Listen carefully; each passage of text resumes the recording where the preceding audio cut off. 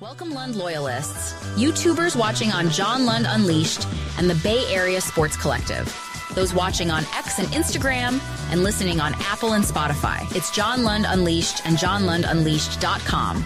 Brought to you by Riopel Cosmetic Surgery and Laser Center. Right now featuring amazing stem cell technology. For all your pain and for the guys, check out the latest in low T and testosterone therapy to make you feel like yourself again. Riopel Cosmetic Surgery and Laser Center at riopelcosmetic.com. Now, all juiced up and ready to go. Here's Johnny.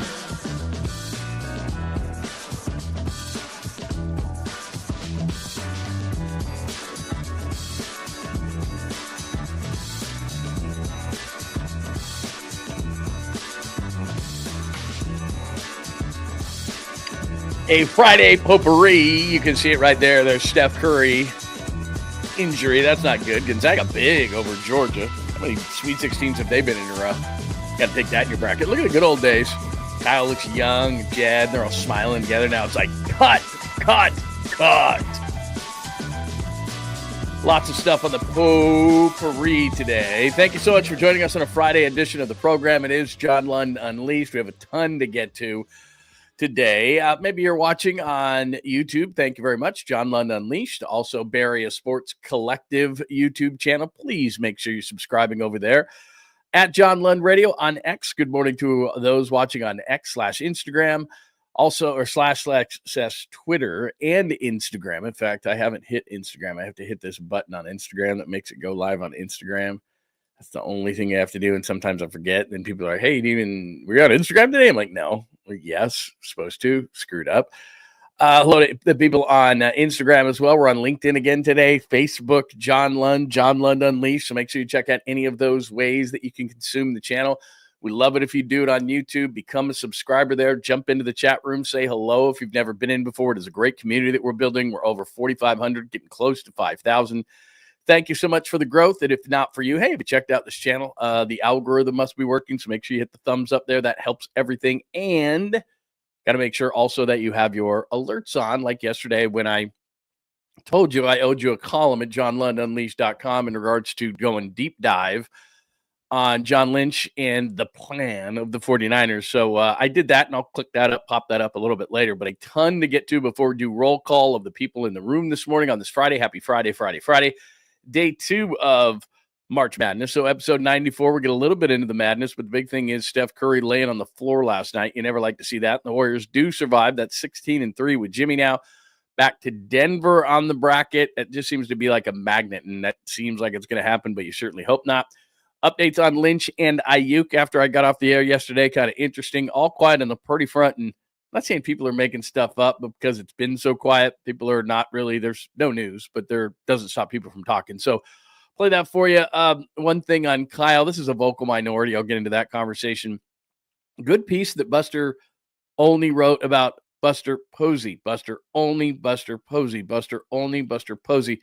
on ESPN.com. Not a lot of new, but it just sparked something for me. And then I don't know if you're watching Severance. Apparently the finale is tonight, and my wife and I watch that every Friday, one of the few shows we watch together. Don't know if we'll get to it tonight because I got to watch the tournament, but it's such a strange show. But I think it's been renewed, and B, the finale I think is tonight. And then of course, random things that happen throughout the show. If you're new around here, I go to the chat line, I get, it triggers something in me, and then I start talking about a lot of different things. We try to get off the roadway, back on the roadway. It's like a long road trip. Here for a couple of hours, and then we get on and off the ramps. But I try to keep it tight, and I try to keep it by that chalkboard. And by the way, Walter, if Walter is in the room, I did get Walter's thing. He actually did a whole video and stuff for an idiot like me to make sure that I've got everything going. He's like, here, check this out. Here's what you got to do to have the chalkboard work the way that it's supposed to do. And then you can you can scratch stuff off, and then people know where you are. I'm like, that's a great idea.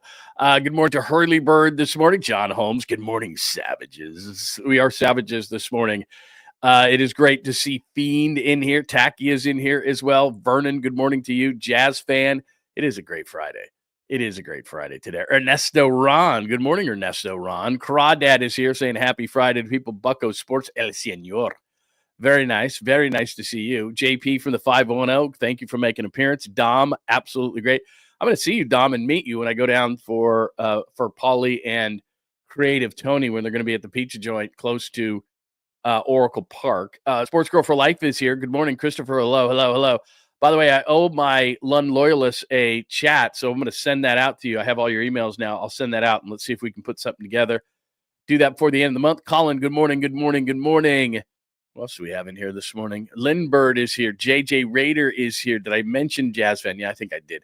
Anyway, hello, hello, hello. Oh, and we are still taking – oh, great. I'm popping off the board again.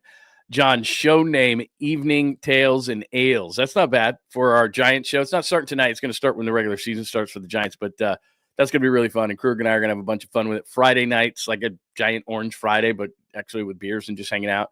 It's going to be a good time. So anyway, good to see you.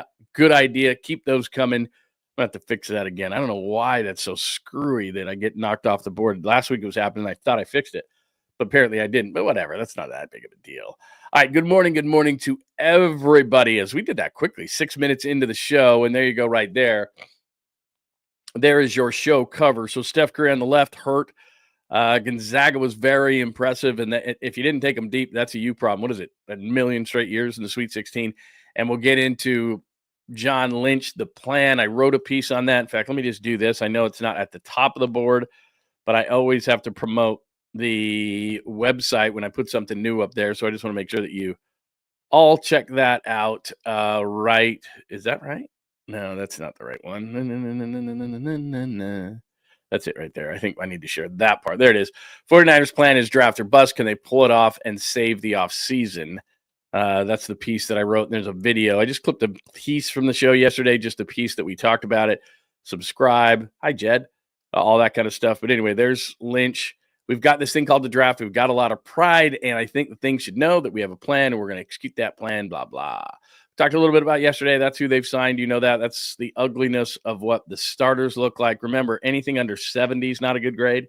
Think about it like schools under 70, not great. And so if you look at we've talked about this, but there's Bosa there, Warner there, and then a bunch of stuff under 70. Offense, much better. When this guy gets healthy, that's going to be nice. We got to fix right there. I know that you hate this guy, but he might move there. So anyway, this guy's really good. This guy's going to bounce back. This guy's getting a new deal. So anyway, offensively doesn't look nearly as much. And then I go through the areas of need in order, and I actually gave you a few names for each one of those for the draft folk. And then I went through this yesterday on the show. The 1986 draft was their best, and they've got a lot of good ones, the Niners. Went through that, did my little chicken scratch, 8 contributors and a Hall of Famer. That's about what they need, as crazy as that sounds. That's their best draft in 19. Bosa, Debo, Wishnowsky, Greenlaw. School was around for a while, and that's not even going to suffice this year. So anyway, good piece. Check it out. It's got the little video where I just cut out a piece of the show. I think it's maybe 15 minutes of that and that. So the plan, the 49ers draft plan is draft or bust. Can they pull it off and save the offseason? That's up right now at johnlundunleashed.com. If you would take a look at it, that would be outside. Let me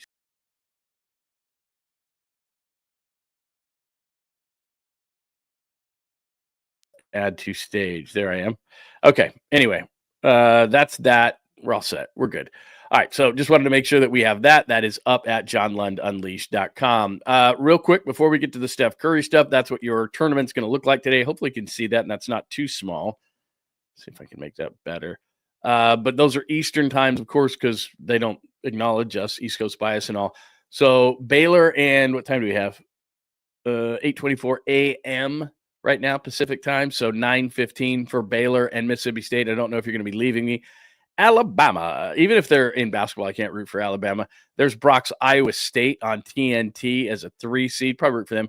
The 5-12, this is the one that everybody's been talking about, and there was a 5-12 upset yesterday, but Colorado State is actually favored over Memphis in that game at 11 o'clock, so that's something. Duke, unfortunately, I took them as my final because of the champion. Can't even say it because of Cooper Flagg. So anyway, there's your schedule. What's going on as far as that goes. My Final Four is to show you the mock. Texas Tech didn't look very good, and I was thinking to myself, I shouldn't have picked them. But anyway, there's what I had. What's funny is, as I told you yesterday, that there's a few rules to brackets. Not that I'm good at brackets, and I told you that. But the one thing, I had a great day yesterday in my bracket. I was talking trash to my friends, the one bracket that I do every single year that I've been doing with the same people for 20 years. And I lost 2 games yesterday. And the one thing I told you in brackets that you absolutely positively have to stay away from, I did. I went to Utah State.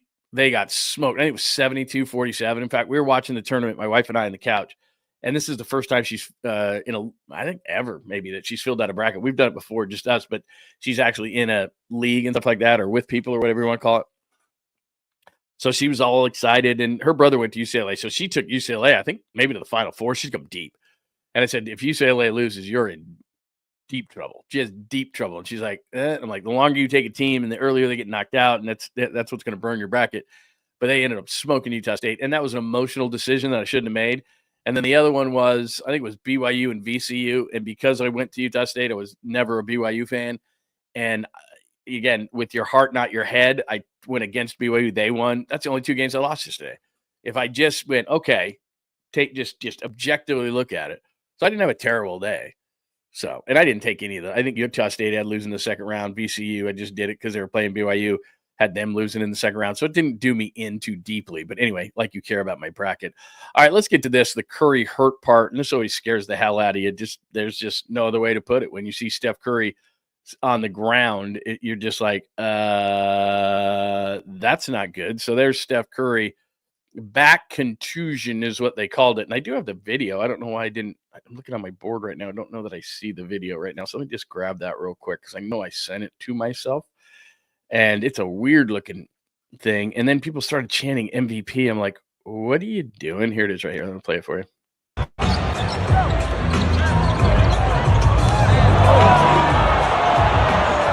Hold on once. Oops, I just took it out of the studio. I'm having a great day. Real quick, let me try this one more time, and then it didn't pop up. I was in its way, so let me mess with this for just 1 sec.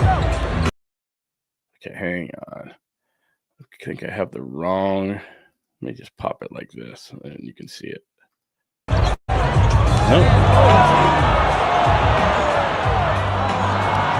There we go. Try this one more time. Because you can see him land on the ground, but then people start chanting MVP. It's the weirdest thing ever.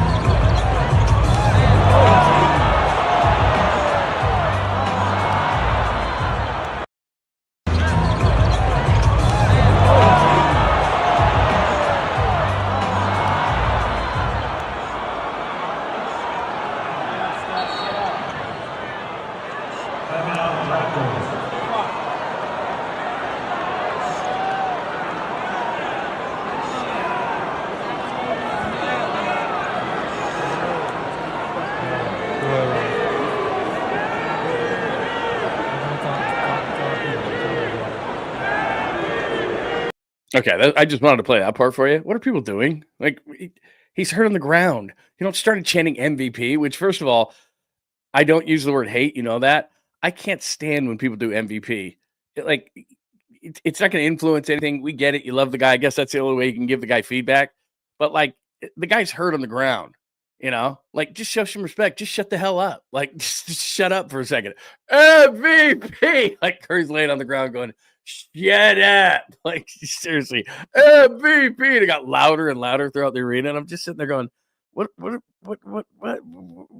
you doing? Like, you're chanting MVP at a guy that's, like, rolling around on the ground that's hurt. If I sit next to a guy like that, I'm like, what would ever possess you to start chanting MVP right now as Steph Curry lays on the floor and the season is in the balance and you're going to start going, MVP? Like, jeez. You kidding me? Anyway, they did. The Warriors did survive. Here's Mark Spears after the game. Let me play, at the risk of screwing this up, let me play a little Steve Kerr for you. Steph. Getting an MRI right now. I just kind of fell pelvic, tailbone area. So he was trying to come back. He thought he might be able to come back, and we just decided not to risk anything. And so hopefully it's not bad, but he's getting imaging right now. He had a similar injury. You probably remember a few years ago. Have you talked to him at all? I have not seen him. He's by the time we got down there, he was already gone. Getting. Okay, so there's the latest. That's from Steve Kerr. This is from Mark Spears, our good friend, Warriors head coach. You heard that part. Then he says Curry missed 5 games. That was Anthony Slater asking that question from The Athletic. And Mark Spears followed up with it. Curry missed 5 games after having a pelvic injury in Houston in 2021. And my fear would be, and I'm going to play a cut for you from Jimmy Butler, but as we look right now, as we do this every single day, and maybe you're like, dude, you're getting way too obsessed with this thing with the bracket and all this kind of things. And it just seems like, first of all, I'll go back to the bracket in a second. But here's the standings as we speak, you and I right here. So the Clippers are just 1 game back. Minnesota's 2 games back, as you can see right there. My fear is Steph Curry misses 5 games at this particular point of the season. We are 70 games into the season. There are 12 remaining. If Steph misses 5, then he's missing almost half the remaining games. And look, the way Jimmy Butler has played, I get it. They're 16-3 since Jimmy Butler arrived. When Jimmy plays, they're 16-2. So they're more well equipped than they've ever been, maybe ever. Since Steph has been here, just in terms of Jimmy Butler can step up and he can lead a team, and it's not really a problem, but Steph Curry is Steph Curry. There's no doubt about it. So he misses 5 games, and all of a sudden the Clippers, who have won 4 in a row, and Minnesota was hot before that. They had won 8 in a row before 2 kind of inexplicable losses, but that's only 2 in the loss column, and for the Clippers, that's only 1.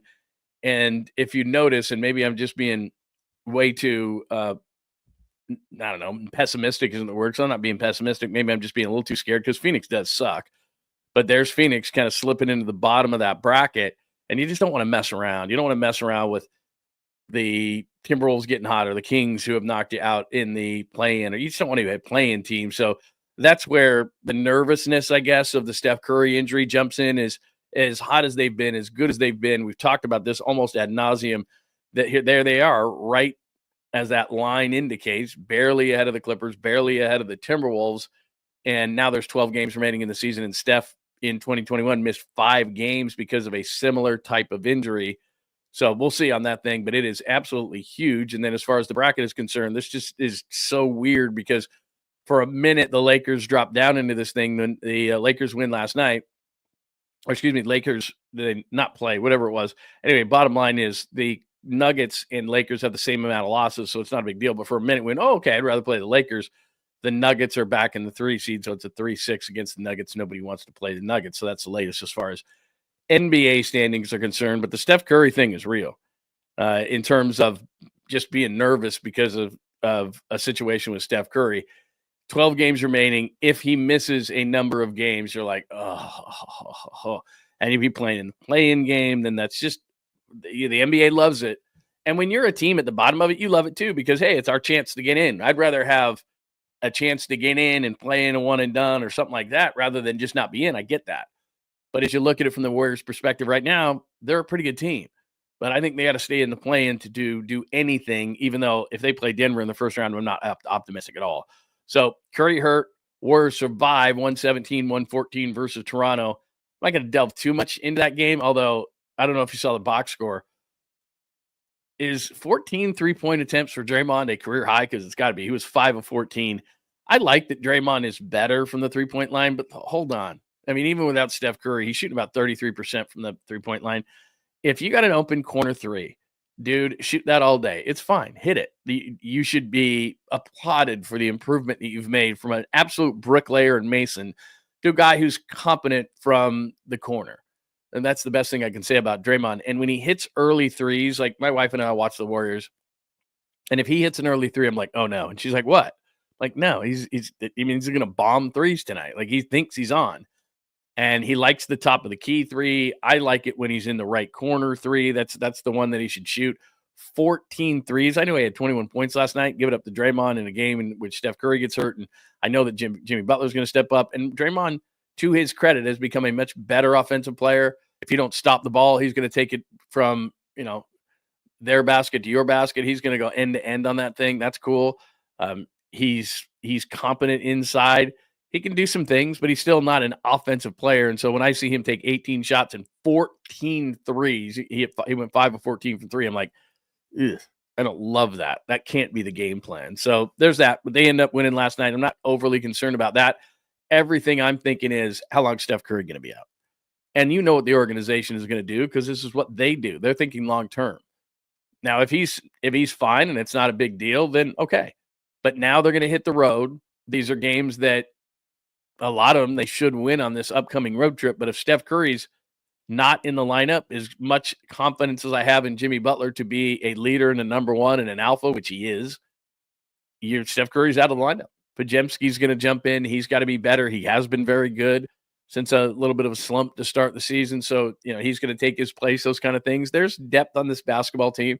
You look maybe to a Jonathan Kuminga and say, all right, with Steph Curry out, can you give us an extra few? Can you give us a little bit of a push? Don't push too hard. Don't play out of, just play your game. But we might need a few more from you, a few more from this guy, a few more from that guy. But he's Steph Curry. He tilts the court. He makes everything easy. I'm telling you everything you already know about this guy. But if it's like 2021, like Mark Spears says, and he misses 5 of the final 12 games, then that playing thing is very much in play. And you're like, oh, no. And the Clippers slip by, and all of a sudden, you can get in one. Like you play the 7-8 matchup, and you can get in one game, and then it's no big deal. Then it's the 7 versus the 2. And if Houston's the 2, then I actually might like that better. But if you lose some reason, somebody gets hot and you play somebody, and all of a sudden, let me share the screen just one more time in terms of the standings are concerned. And let me just get by my obsession with this bracket real quick and go to this. So right now, let's just say you slide down to the 7. Okay, so now you play conceivably Minnesota. You win that, then, okay, you're the 7 seed, no big deal. But if you don't and somehow Minnesota beats you, then all of a sudden now you're messing. Now, let's say the Suns get by the Kings, and now, it's Kevin Durant and Devin Booker. And you got to win that game to get into the playoffs. And it's like, and they're not good. Phoenix is not good. I'm not saying Phoenix is going to go anywhere should they make the playoffs. But one night of Kevin Durant, Devin Booker, Bradley Beal, Durant could go crazy. Durant could get you a 50 burger and be like, sorry, you're out of the playoffs. I just don't like those kind of scenarios when we're talking about the Warriors and saying, okay, how deep can they go? Because conceivably, I know you don't want to do this, but I mean, you drop to 7, and as the rankings or as the standings are right now, you play the Rockets. That's pretty good. But as you see right now, 25 losses Rockets, 26 losses Nuggets, 26 losses Lakers, 27 losses Grizzlies. That thing can flip 2-5. So you don't know who you're going to be playing 2-5. By the way, Oklahoma City, not that this is a big news story, but they did clinch the top spot in the Western Conference yesterday. So that's what that is. So anyway, from 2 to 5, really, it can fluctuate. The Warriors, I think 4 games with 12 to remaining, especially with Curry potentially out. I don't think that's going to happen. So it's not like you'd put yourself in a certain position. Nuggets could easily get to 2. So could the Lakers. Even the Grizzlies could. So that's what it looks like. But Steph Curry, you just got to kind of hold your breath. I mean, that's the if something happens along those lines, you're like, that ain't good. So that's the latest there. By the way, I wanted to play something for you. I was actually going to play this for you first, and I forgot to, but because I was going to combine the tournament and Steph Curry talk. So we'll do that as we are at Madness. We already did that. Curry hurt. Golden State survives. 16-3 Jimmy back to Denver with my obsession with the bracket. But before we're moving on to some NFL talk and look at your thoughts on the comment line on Steph Curry, I am curious. When Curry goes down like that and you're watching the game, what goes through your mind? Because remember, the ankle issues, of course. He gets hurt on a wet floor. Remember when he slipped in the playoffs in Houston, and that was a big deal. He started the playoffs a couple of years ago coming off the bench. There was kind of those kind of things. So Steph has gotten hurt before. Steph has had issues before as far as those things are concerned. But you need a healthy Steph Curry. I don't care what Jimmy Butler's doing. But this is pretty cool. So 17 years ago today, let me pop up the box score first. I love going back in time with sports history. But speaking of Gonzaga, who absolutely blew out Georgia and looked really good in the process, that was 17 years ago today, and hopefully you can read that. It's a little bit small. I should have made that a little bit bigger. But Steph Curry on the night, you see there, 14 of 22, 8 of 10 from 3. That's like cheating for Steph Curry, the three-point line in college, for 40 points. And Davidson, 17 years ago today, beats Gonzaga 82-76. And there's this scrawny guy running around. And who'd have thought that this guy, that Steph Curry, was going to dominate the way that he did? There's nobody who thought that. But here it is, 17 years ago today, the Steph Curry Show.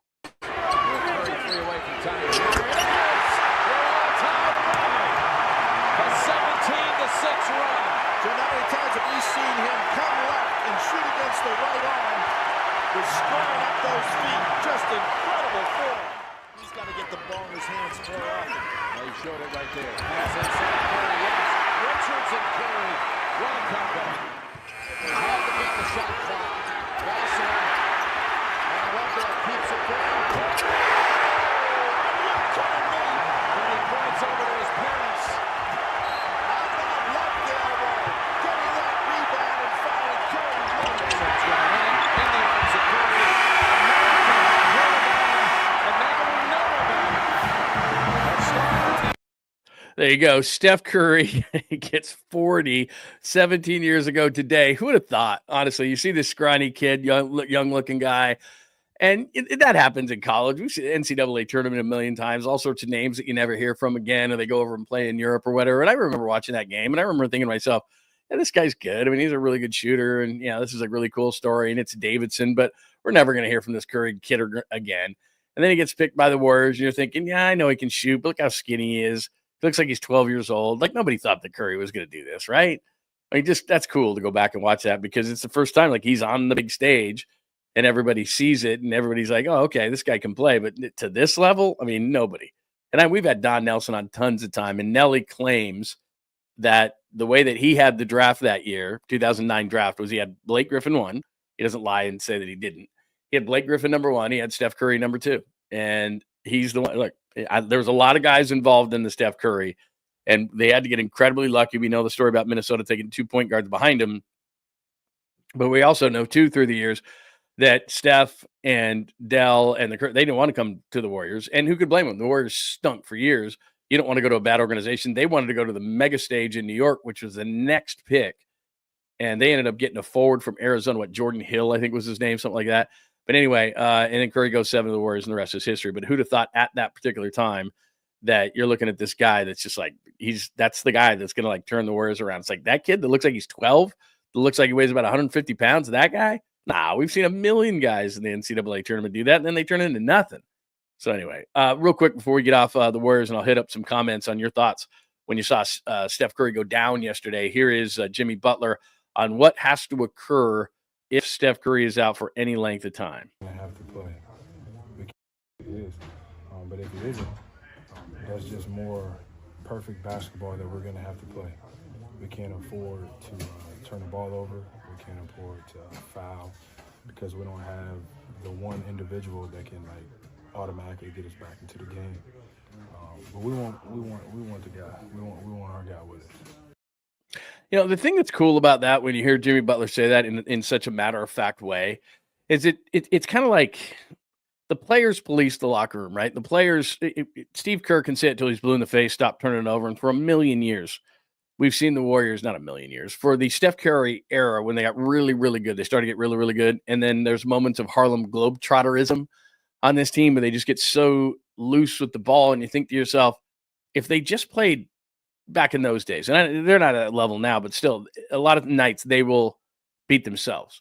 You won't beat them; they'll beat themselves. Turnovers, careless plays, stupid shots, bad shot selection, lazy, lethargic defense, those kind of things. Where they just say, we're not really into it. Like last night against Toronto, they weren't really into it, and I understand. Steph Curry gets hurt, but Toronto shouldn't have been hanging around. Toronto has nothing to play for. They got the golf clubs in the car. They're like 10 games left. Oh yeah, this is great. Let's get the hell out of Toronto. It's cold. Let's go.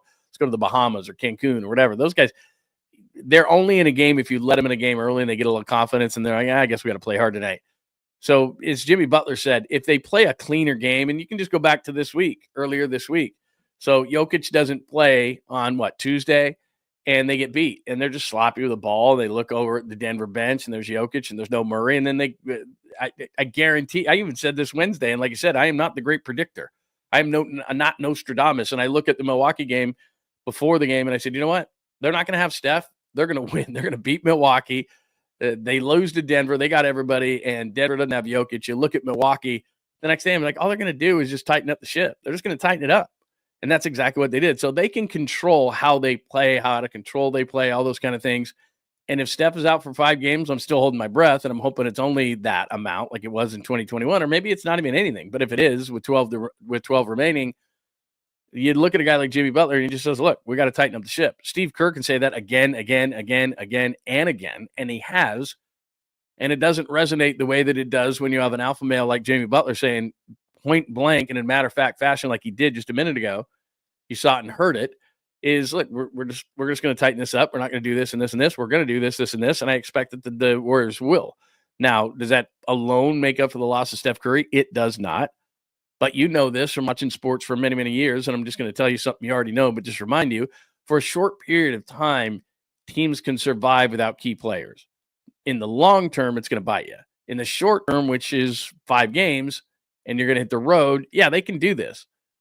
But you want to have them back, but they just got it. There is the margin for error has shrunk. Let's just make it that easy. The margin for error has shrunk, but I understand Jimmy Butler, and Jimmy Butler's a guy that's going to do those kind of things, and he's going to make it happen. So there's that. All right, we're going to get into the Niners in just a minute. I'm going to hit the comments line in just a second. When you see Steph Curry laying on the floor, what flashes in your mind as a Warriors fan? But let me tell you about Dr. Riopel.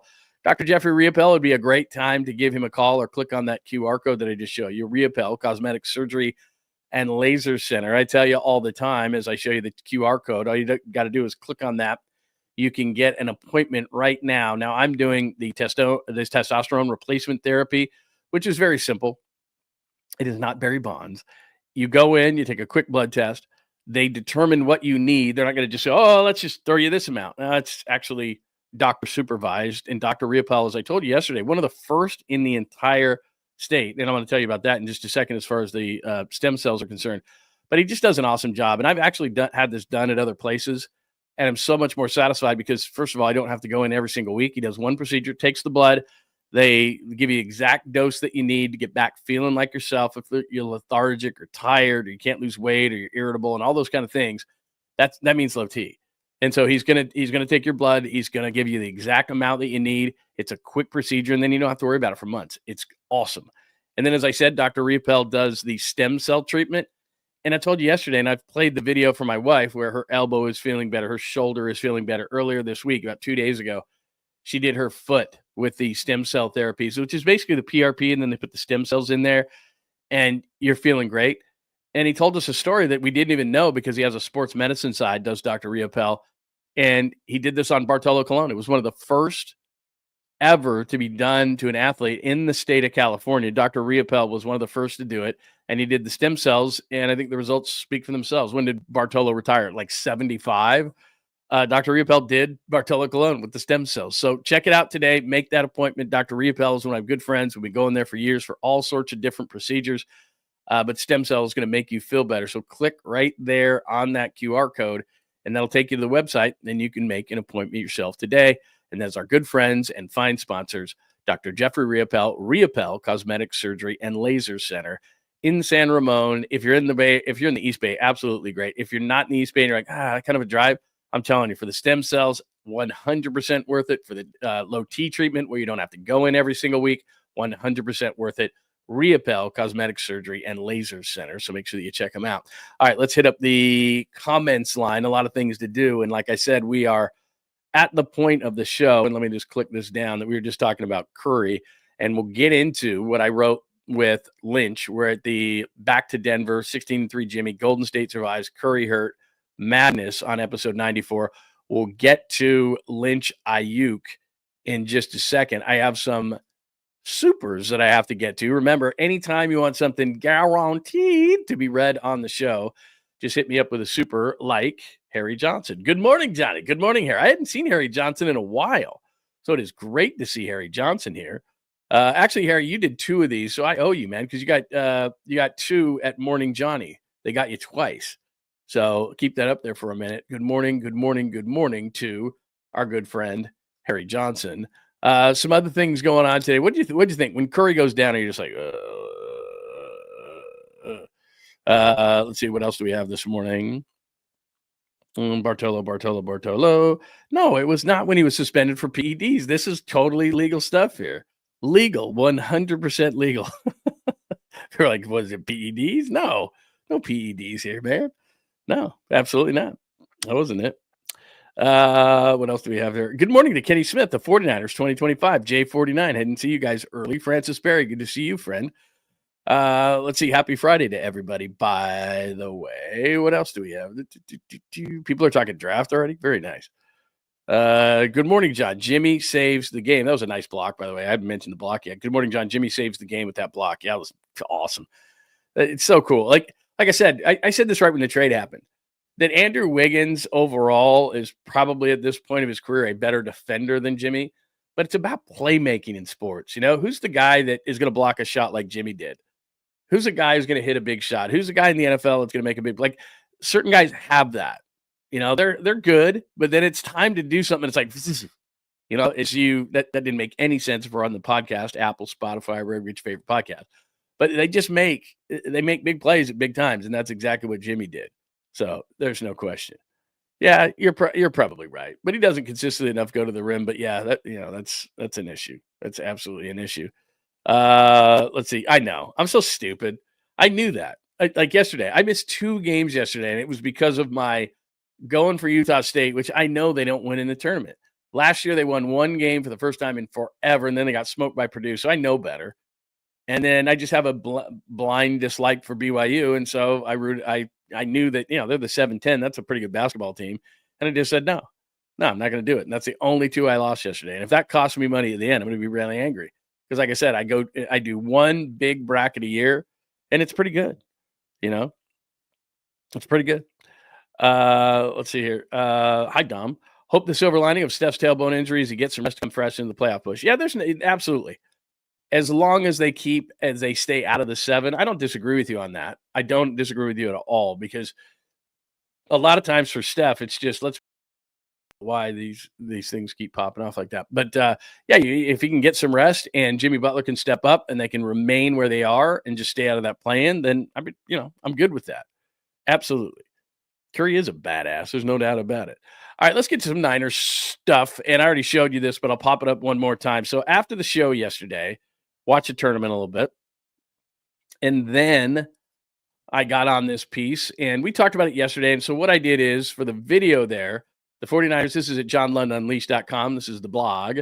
The 49ers plan is draft or bust. Can they pull it off and save the offseason? Now, that video right there, if you missed the show yesterday, it's about, 12, 15 minutes from yesterday's show on just the discussion of the plan that John Lynch said to Bay Area reporters at Stanford. I shouldn't say Bay Area reporters. I think it was Matt Barrows who was there and Cam Inman, to be completely fair to everybody. So the plan is, quote, we've got this thing called the draft. We got a lot of picks. And I think the thing the fans should know is we have a plan. Now, I never thought he didn't have a plan or they didn't have a plan. Their plan isn't let's just cut the hell out of everybody the year that the Super Bowl is coming back to Levi's Stadium. We've gone over who they don't have and who they have. This is, especially on the defensive side of the ball, I laugh because it's like, damn. Offensively, center and left guard are not great. And this is Pro Football Focus numbers. Under 70, not great. 80s are pretty good. 90s are really good. It's just like grading in school. Now, as I look at McCaffrey on offense, that's 71.3. He's going to be up in the 90s again. Kittle's in the 90s. Trent Williams is really good. Jennings was really good. Aiyuk, if and when he's healthy and on this team, he was a 74.6. He's a guy who's in the 80s normally. We'll see what Pearsall is. But offensively, they're going to score points. And I believe in the draft, if the kid out of Missouri, Membu, is there, they're going to take him. They're going to move. They're going to go right tackle. I've told you this a million times. McKivitz to left guard. They'll be fine offensively. Defensively, I look at this thing and I go, damn. And I'm going to give you another reason why they're just not going to spend money. I'm going to tell you about that in just a second, because somebody signed this morning and I thought, God, that's not that much money. And I mentioned him yesterday, but he's off the board again. But if you look at the interior of that defensive line there, Bosa's a 91. Awesome.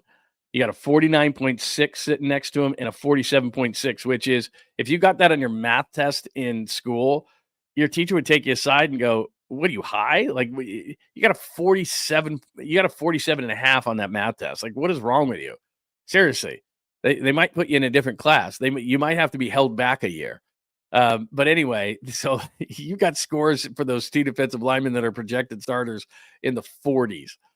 They don't even have a score for Drake Jackson. He's not going to make this team because he never plays. And then Fred Warney got an 89.2. And then the kid that they picked up from Tennessee, I know that, that's a 60 grade. He's a special teamer. He doesn't even play. And then there's D Winters, and we saw what D Winters was. So whatever his score is, whatever. Mustafa's going to be better in the secondary. Brown concerns me. Lenore's better than that number. And Green actually, 69.3, given that he was a rookie fresh out of college, that number is going to go up. And he was almost at a 70, which is like a C. So defensively, they got a lot of work to do. That's all I'm saying in that latest piece. And then I go through the position groups actually in order of what they need to do. And that's a lot of position groups, as I point out. Maybe only quarterback's the only room where you're like, okay.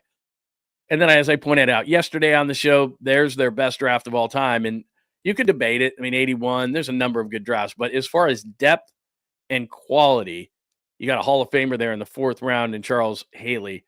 Those guys are Super Bowl guys. Tom Rathman, Tim McKyer, John Taylor, Haley, obviously, Steve Wallace, Don Griffin. Those were all starters on Super Bowl teams. And then Kevin Fagan and Larry Roberts were really good depth pieces along the defensive line. So that's an amazing draft. And the reason I pinpointed is for John Lynch's plan to work, like he's saying we got a plan, that would have to be the result of the plan. Is like 8 good players, 6 really solid starters, 2 contributors along the defensive line, and a Hall of Famer.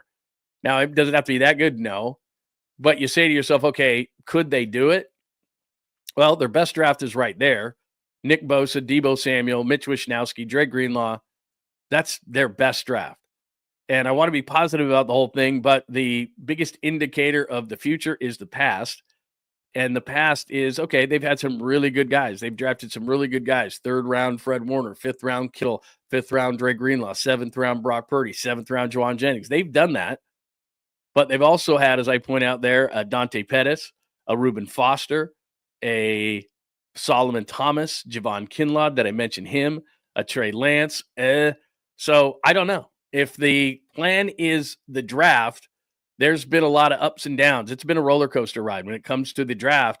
So do I have complete confidence in John, Kyle, the front office? As I put right there, and that's at johnlundunleashed.com. So take a look at that, and you can check it out, and you can listen to the video as well, or watch the video, I should say, if you didn't see it yesterday. But it makes me nervous in that that's their plan. Okay, their big plan. Let me get myself back up here. Their big plan is draft or bust. And here's another thing that happened yesterday. So I mentioned this guy's name yesterday. It's becoming more and more clear by the day that they're just not going to sign anybody. Nobody. Doesn't matter. So Charles Omenihu goes back to the Chiefs 1 year worth a maximum of $7 million. That's not even very much money. I know it is to you and I, but it's obviously a low base with a lot of incentives. That's what you're going to see at this point of the process. You're not going to see big-time contracts. For me and you, yeah, that's awesome. But a defensive lineman who can play inside, outside, probably play, 60% of your snaps, maybe even more, depending on the certain day and injuries and everything else. Many who right now would absolutely start for the 49ers at defensive tackle. So a starter who would probably play 60% of your snaps right there, maximum $7 million. You know the guy. I'm sure you like the guy. He played well here when he came over from the Texans. Maybe they just had no chance at him, but obviously, as long as it took to sign him, he's sitting around going, is someone going to top this deal? It's not a huge deal, but what it indicates to me is there's a guy, and I talk to you about connections all the time, right? Look at the guys with connections, whether it's a trade, free agency, whatever the case may be. They had a connection to Charles Omenihu. They have 2 guys I just showed you that are in the 40s that right now are going to play defensive tackle.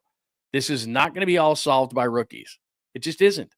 You're going to have to get some guys who are cheap, put those rookies in there. You're not going to have 2 rookie defensive tackles and a rookie linebacker and a rookie free safety and a rookie left guard and a rookie wide receiver and a rookie. They're not going to use all 11 picks. That's not the way back to relevancy. Now, yeah, can you hit 8 of them like you did in 1986? Probably not. Can you hit 4 of them like you did in 2019? Really good ones? Yeah, that's possible. You could hit 4 really, really good ones. Okay, well, you need, as I just showed you there, you need a lot more than 4 players to come in here. So whether Jed likes it or not, there has got to be some combination. The point is that the draft can't be everything. Can it be a really big chunk? Yes, it can. Just like last year. They had a great draft last year. They had guys who were going to play on this team for a long time. I think Pearsall is going to bounce back. Renardo Green is a starter. Malik Mustafa is a starter. Dominic Pooney is a starter. That's a pretty good draft. They got, 3 or 4 starters out of that draft? That's considered a good draft. If they could do that again this year, 3 or 4 really good players, that's a really good draft. But by my count, you need 3 defensive linemen. You need a linebacker. Okay, we were told there's no math in this class, but now we're to 4. Probably need a free safety. That's 5. Could use another corner 6. Could use a left guard 7. Could use a center 8. Could use depth at running back 9. Need another receiver, Aiyuk or not, because he's going to be hurt. That's 10. So, and I know you're sitting there going, well, there's 11 picks. You're not going to hit 11 picks. You're not. I mean, the greatest draft the 49ers ever had, they got 6 starters out of 86, including a Hall of Famer and 2 rotational defensive pieces. You hit 8. That's as good as you can do. Where is that going to leave you? And rookies are going to make mistakes. It's fine. That's the way to do it. That means cheap labor. That means all these different things are tremendous. But when I see and maybe they were just never in on him. But and I'd love to ask John Lynch that question. But did you ever make the call to Amenahu and his people? Because your defensive line is the worst in the NFL right now. The worst. We don't have there's no game tomorrow. It's not September. We're in March 21st. So there is no game tomorrow, and there is no urgency at this particular point because you've got some time here. But they have to, at some point, augment their plan of the draft with somebody, with a veteran here or there. And I thought to myself, oh, man, who's played here? He can play inside. He can play outside. He's like 6'6", 290, like perfect. Inside, outside, give you snaps at both places. A guy who could be, a leader, that kind of a thing. He's with Bosa. They know him. It makes sense. $7 million tops on that deal. Probably a base. I don't know. We'll look later. Maybe a base of $3-4 million. And then he's got a bunch of incentives that says it could take it up to $7 million. That's a screaming deal for a guy who's been here. Nope. I didn't hear any interest. Now, maybe I'm wrong. But there's like, look, we're not, unless you're a special teamer, clearly, and you're incredibly cheap, like a Mac Jones was at 2-7, or Juice comes back at 2-8. And I'm sorry, I know everybody loves Juice. I'd rather have Charles Amenahu for 1 year at $7 million than I would for Juice 2-8. You already replaced him with Luke Farrell. That's a whole nother story. But if I'm going to allocate my money, why am I allocating it to a fullback that I don't use nearly enough? Nothing against the guy, but I need defensive linemen desperately. And that's not too strong of a word. They need defensive linemen desperately. And there was nothing there. And I brought up C.J. Mosley yesterday. I thought there's a veteran guy, played for Saleh, lots of injuries last year. I showed you the Pro Football Focus numbers from 2023. He was really, really good in 2023. But do I expect him to sign here? No, I don't. Because they're not signing anybody. Now, maybe after the draft, maybe they'll see some guy, some guys will slip through the cracks. You draft some guys, you release some guys because you got new guys on your team. And maybe that's part of their strategy of, okay, we'll draft guys. And then wherever there's cracks, and there's still going to be many, then we'll try to bring in some guys in incredibly cheap numbers there. But the Amenahu deal, that's a pretty cheap deal.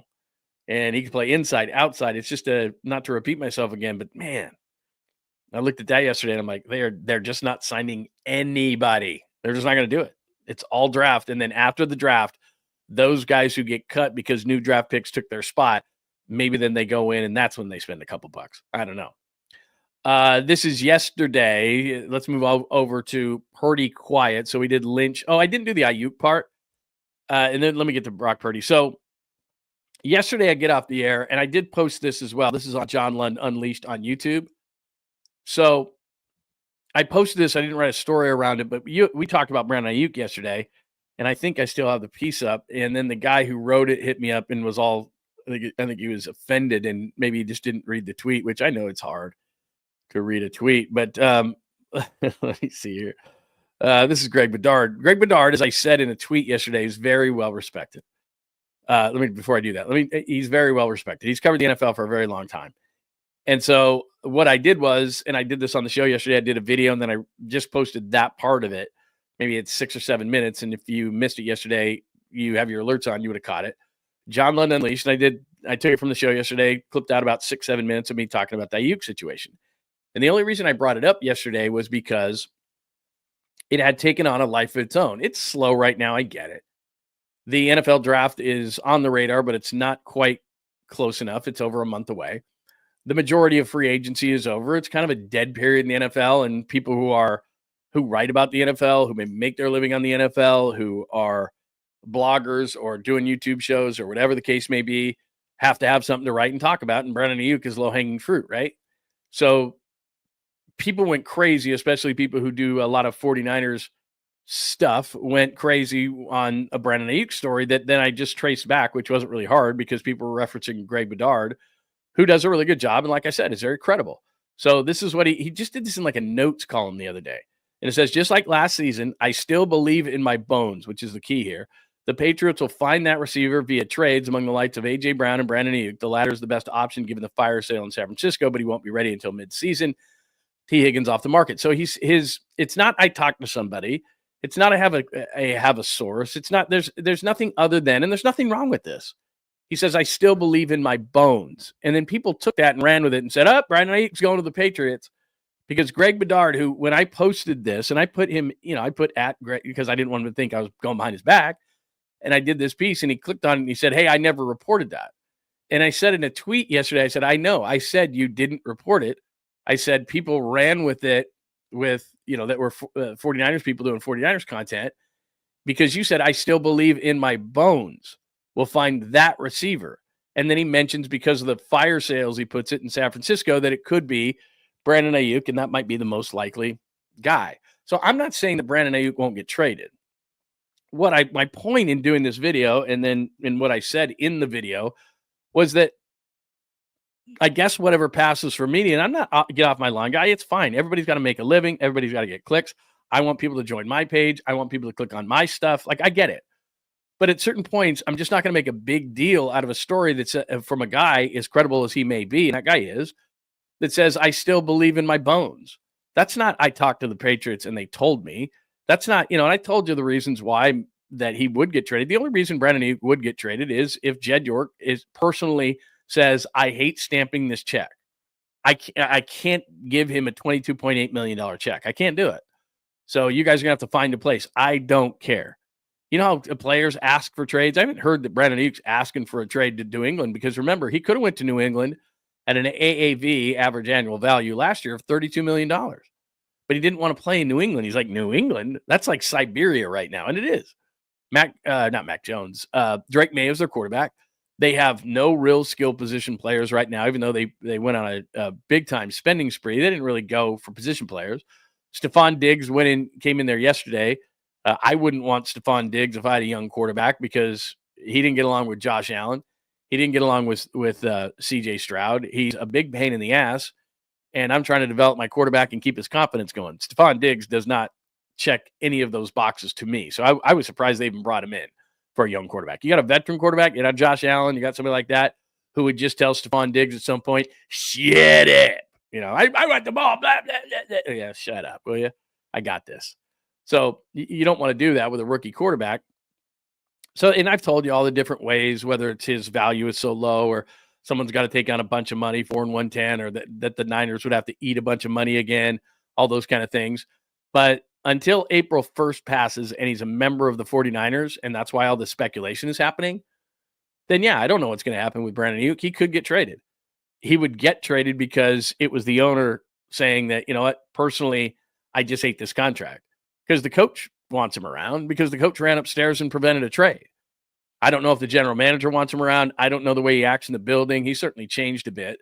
But who else is going to catch the football? That's always been my thing, the go-to thing at the bottom. If I'm sitting in the room with Jed, I'm sitting in the room with Jed York, and Jed says, look, guys, I just can't stamp this $22.8 million check on April 1st. Can't do it. So I know that we're going to take another $18 million cap hit. We're going to just throw that on the pile this year, and we're just going to take all this dead money, over $100 million, for all these guys who aren't going to play for this team. We're just going to deal with it, man. We're just going to take it. We're going to take it in the shorts this year. And okay, we're going to try to find the best trade we possibly can. And that's probably a 4th-round pick that could become a 3rd-round pick, depending on how much he plays and how well he plays. That's what I think the value is for Brandon Aiyuk, because last year when he was healthy, and a number of teams were desperate for receivers, Pittsburgh, New England, Cleveland, all those places, and he said no to all of them because Brandon Aiyuk had that leverage last year. He doesn't have it this year, but he had it last year, and he said no to all those receiver desperate places, and the 49ers weren't going to get a 1st-round pick for him. The Steelers deal did not include a 1st-round pick last year. So that was last year when he was fully healthy, and Pittsburgh, Cleveland, and New England were all extremely desperate. There was no 1st-round pick. The best they were going to do was the high 2nd-round pick that New England had, which isn't bad. and this is another pet peeve of mine. Well, it's like a first round pick. No, it's not. It's a second round pick. Even if it's near the top of the second round, it's a second round pick. It's not almost a first round pick. It's a second round pick. Anyway, that's semantics, but it is. So they would have gotten at best the New England high second round pick last year. So even last year, when he was healthy, that wasn't a first round pick. So now he's broken down. Now you're taking on $27.5 million over 4 years. You don't have a whole lot of leverage because you know the reason why the owner of the 49ers is kicking him to the curb is because he doesn't want to pay that number. So there's no leverage for the 49ers. His value is extremely low. From a football perspective only, right? From a football perspective only, it's a stupid move. The other thing is you don't, speaking of where you don't have depth, okay, you got those 11 picks, and I just said you need this, and you need this, and you need this, and you need this, you need this, you need this. And now you're going to add receiver, maybe not to the top of the list, but you've just moved it up a hell of a lot higher.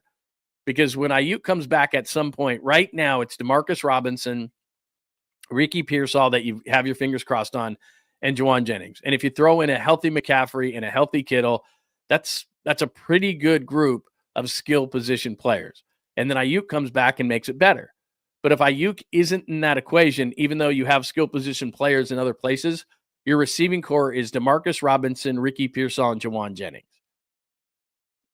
It's not horrible. It's not Patriots-like.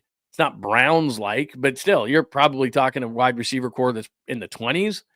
And now you've taken it would be nice to have another receiver, some depth, if somebody slides down into the 3rd, 4th, 5th round, something in that range, because you'd love to hit the trenches. And I'm going to show you a chart right now that just shows how badly the 49ers have gone away from the trenches, which is one of their major issues here. And I've talked about it, but I finally found actually a chart that shows it. But you don't want to make wide receiver that high of a priority now. So now you trade Brandon Aiyuk, stock is down.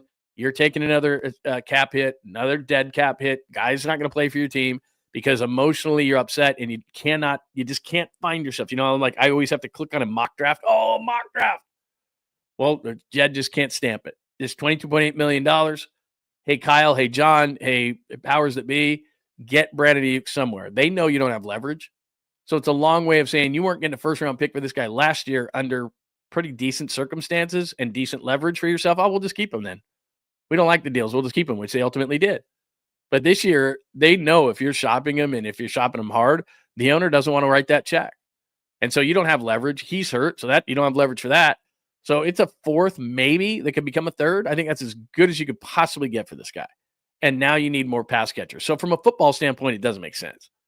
I'm going to write the check. We're going to move on. Yeah, I'm pissed off, but it is what it is. That's what you would do from a football perspective, and that's what makes sense. But they may not. So that's a long way on the Brandon Aiyuk stuff. And that's on a separate video at johnlundunleashed.com. The pretty quiet was where I was going to go. So let me go out to the chat and make sure that we're good about the Lynch and the Aiyuk stuff. And then I'll get into Brock Purdy in just a second. What are we at? Tournament starting in just a minute. I didn't turn my TV on. What am I, stupid? I may have to leave you for 30 seconds to turn on my TV. You're like, I can't miss it. I gotta watch.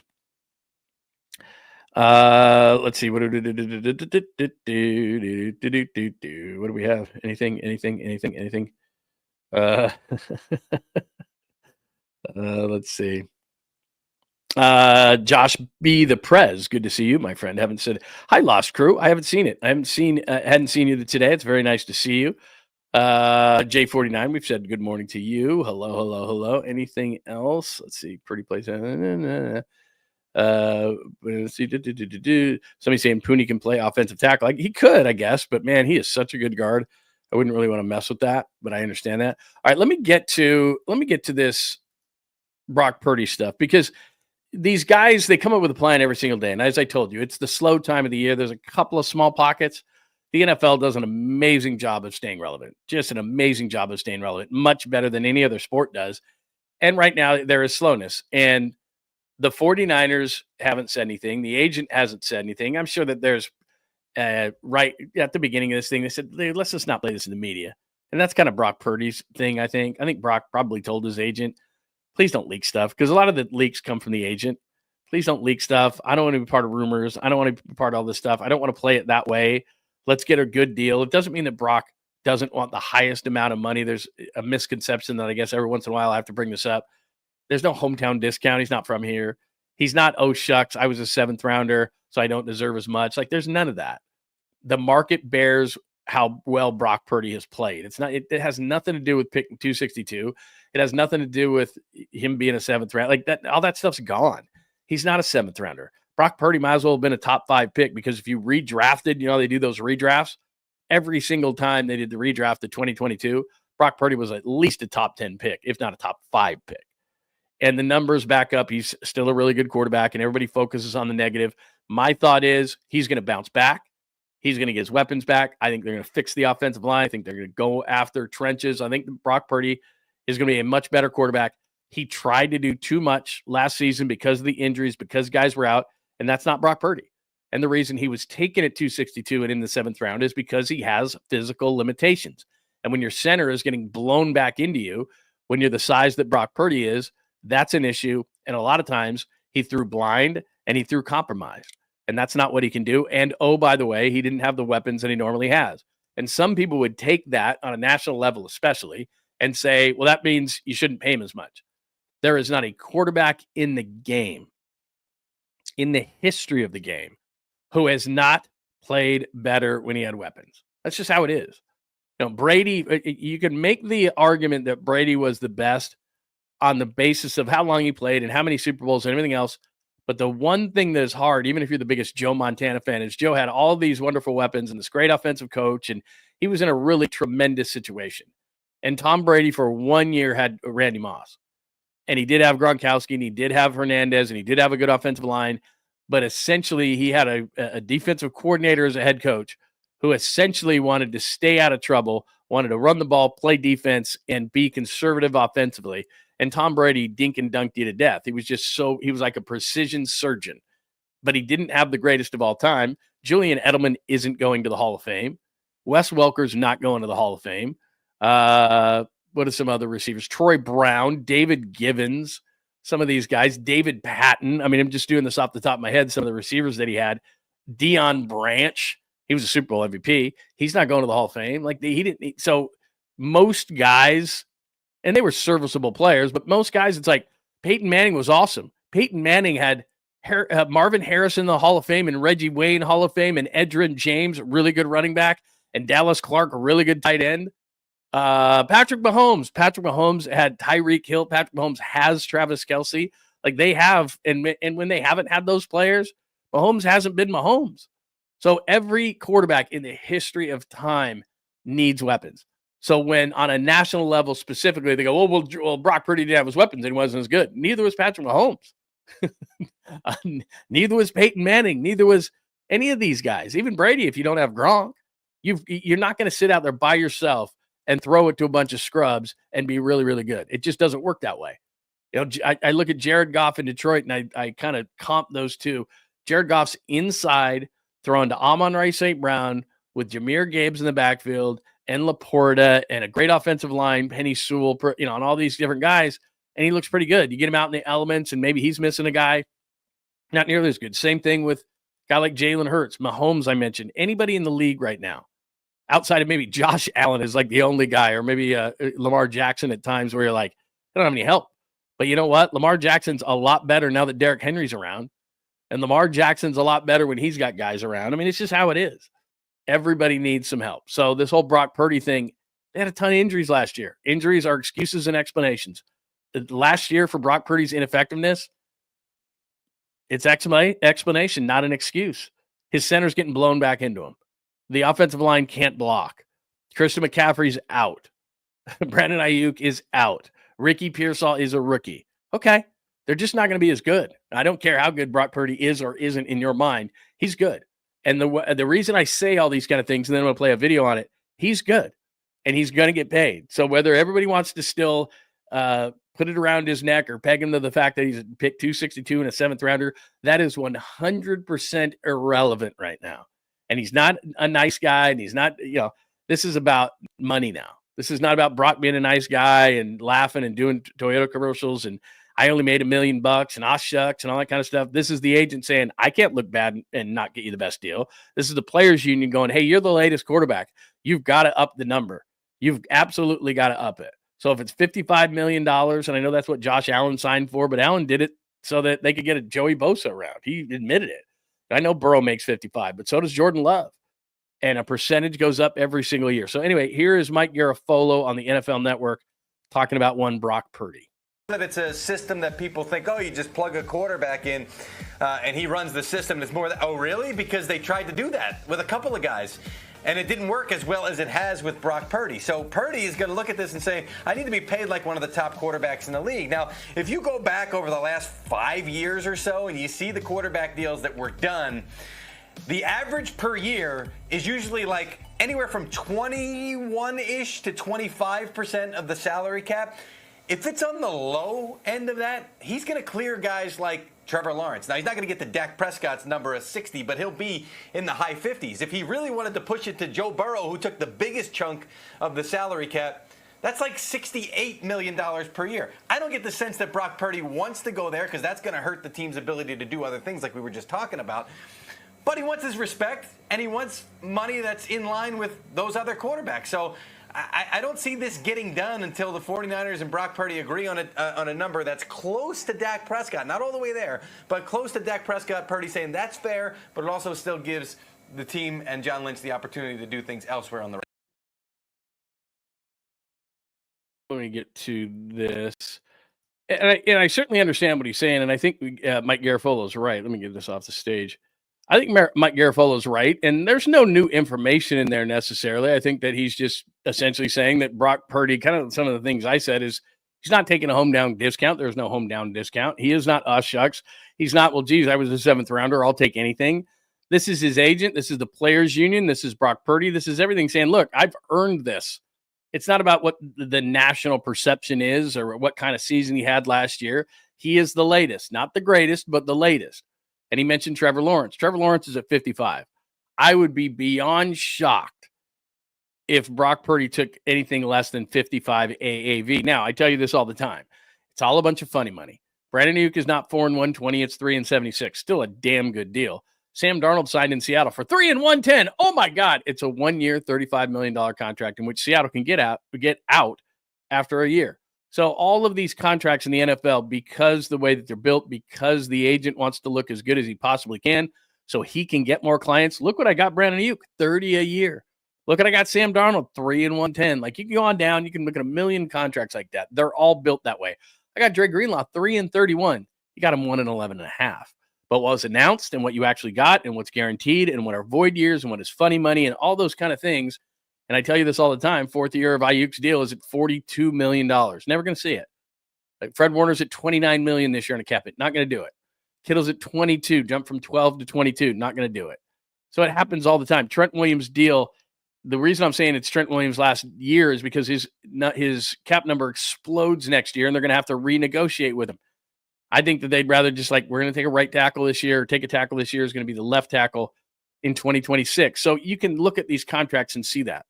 So whether Brock Purdy gets 55 or 60 a year, or it's funny money, however it's structured, so that everybody can be happy. Brock's happy, the agent's happy, the players union's happy. It goes a lot deeper than just here's what Brock Purdy wants.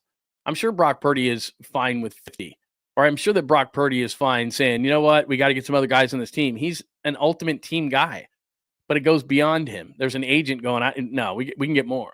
There's a players union going, you have a responsibility for those behind you and those ahead of you who did it for you to get the biggest possible deal you can get.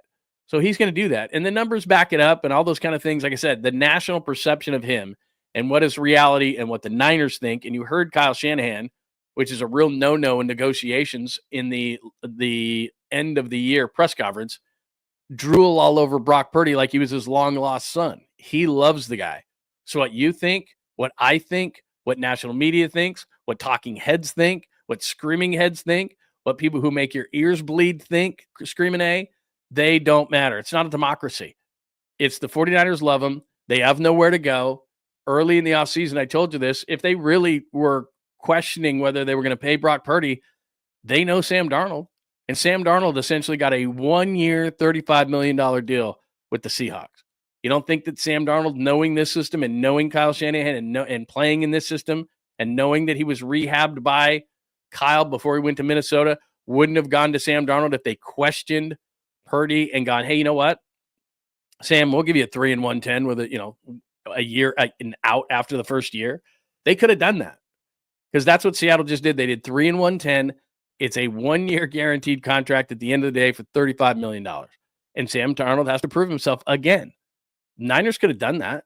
They didn't have to go down this road where they're going to give Brock Purdy a boatload of money. They're going to give him a big old check that Jed is going to have to rubber stamp, that they're going to be tied to this guy for, it's going to come out that it's a 5, 6, 7-year deal. It's probably going to end up being like a 3-year deal is what it's going to end up being at the end of the day. But still, it's going to be for a lot more money and a lot more committed money and much bigger check than what Sam Darnold got in Seattle.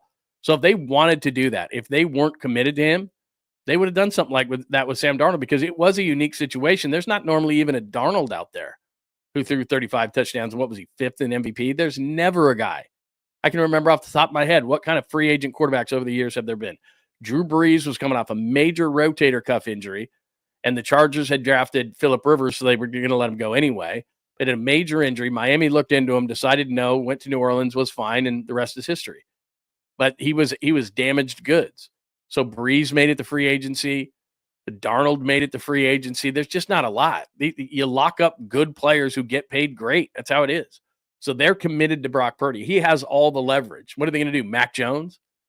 Don't think so. Now, Mac Jones might be able to rehab here.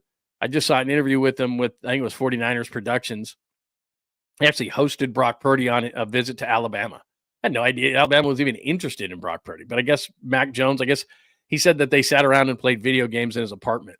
How fun is that? Like, oh boy, video games in your apartment. This is fun. But anyway, so they do know each other a little bit, but he's not leverage. Mac Jones is not leverage for Brock Purdy. And Kyle Shanahan might have liked Mac Jones coming out of the draft. I know that the next time we convene and talk to Kyle Shanahan, one of the first questions is going to be, so you bring in Mac Jones. Did you almost draft him at 3? That's going to be a question. But he's not leverage on Brock Purdy. So he's getting his money. He is definitely getting his money. So that's the latest. Purdy quiet. The reason I'm saying is quiet is that, and I'm not saying that Mike Garafolo made up anything there. He didn't really break any new news. He's essentially saying that Brock Purdy, because he's a 7th round pick and people perceive that he's not as good, is somehow, he's kind of dispelling the notion that he would take less money, which he's not. He's absolutely not. So there's that. This next one, let me see. I don't know. Maybe this just struck me in a weird way as I was going through stuff I wanted to talk about today and posting things and all that kind of stuff. I don't know why this is brought up. This is not on 49ers Web Zone. They're good people. They do a good job. Should the 49ers move on from Shanahan and Lynch? Is it that slow right now? Is it that slow? Because that is the lowest of the low-hanging fruit. Like, is there anybody who logically thinks after one 6-11 season, and I know what his record is, but you know what he came in with. We tend to forget this. This is after Chip Kelly. This is after Jimmy Tomsula. This is after Tomsula. This thing was like the Titanic at the bottom of the ocean. Like, the 49ers were in a terrible spot. And so it took Kyle Shanahan a little bit to build this up. Yeah, Kyle Shanahan has blown big leads in championship games that they've made it to, in Super Bowls that they've made it to. But before Kyle Shanahan came around and after Walsh, Seifert, so let's go to the late 90s after they haven't won one in now 31 years. So the late 90s into the early 2000s, into Alex Smith being picked over Aaron Rodgers. Then Harbaugh came in and he had a few good years. Then Harbaugh left and it was a dumpster fire again. And then Kyle came in and they've been relevant at least. And they go to NFC championship games when they're healthy. And they go to Super Bowls when they're healthy. And when they're hurt, they don't. I mean, since Kyle got this ship actually righted, when they're healthy, they go to NFC championship games and Super Bowls. When they aren't healthy, they crash and burn. There is no middle ground really with the Kyle Shanahan teams since they've righted the ship. When they're healthy, they go to Super Bowls and NFC championship games. Do I expect that out of this team next year? It's tough to see that right now. And I've told you, I've used this analogy with you many times. My wife, when we walk in, when when we've bought a house in our lifetime together, she can see the vision of a house. She can walk into a house and go, I know what to do with this house. And she can see it and I don't. I'm like, this place is a dump. Bushwood, a dump? And she's like, yeah, I can see it. And we took our house that we have now and she did everything with it. Her sister is a interior designer and amazing, and they can see it. I can't. Like when I walk into a house, I'm like, dump, moving on, dump, moving on. She's like, no. This one has good bones. We're going to figure this out. This is what it's going to be. And this can be here and that can be there. And I'm like, okay. And it worked. The same thing with the 49ers. As John Lynch said, there's a plan. Now, if the plan is just purely, as I kind of tread over some ground I've already hit today, if the plan is just draft, and I've showed you the 86 draft, and that's basically what they need to fix this thing. I mean, this is ugly, especially defensively. That's ugly. That's from Pro Football Focus, those numbers.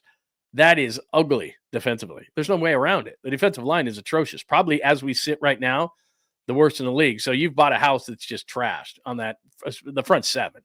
Front seven's atrocious. And there's some other spots that need help as well, but they have never been more depleted in the trenches as they are right now. In fact, let me show you this. This is pretty amazing. Right here. I think this is from our good friends at 49er Data Online. Oh, this is Doug Analytics. Which teams have spent the most draft capital on trenches the last 2 years? See the Niners way down here next to the Giants, and see the Panthers? You see these terrible teams at the bottom? They're not spending draft capital on trenches. Panthers, Giants, Niners. Now the Lions aren't. That's interesting, but they've had it built up. This is the last 2 years. Raiders. So they don't spend in the trenches the last couple of years. And when the 49ers were great, what did they do? They punched you in the face, and they said, what are you going to do about it? We got the best guys in the trenches. They went from Super Bowl 54, in which they had the best line in the league. And D Ford was banged up, but Bosa's a rookie, Buckner, Armstead, and they rotated guys in. They just smoked you on the defensive line. And now you go from that to this. Again, anything under 70, not good. They have two guys on the inside that are graded in the 40s. Drake Jackson has been such a complete bust and hasn't been on the field. He doesn't even have a grade. And you have Bosa. And then same thing in the linebacker core. Sorry, Dean Winters ain't getting it done.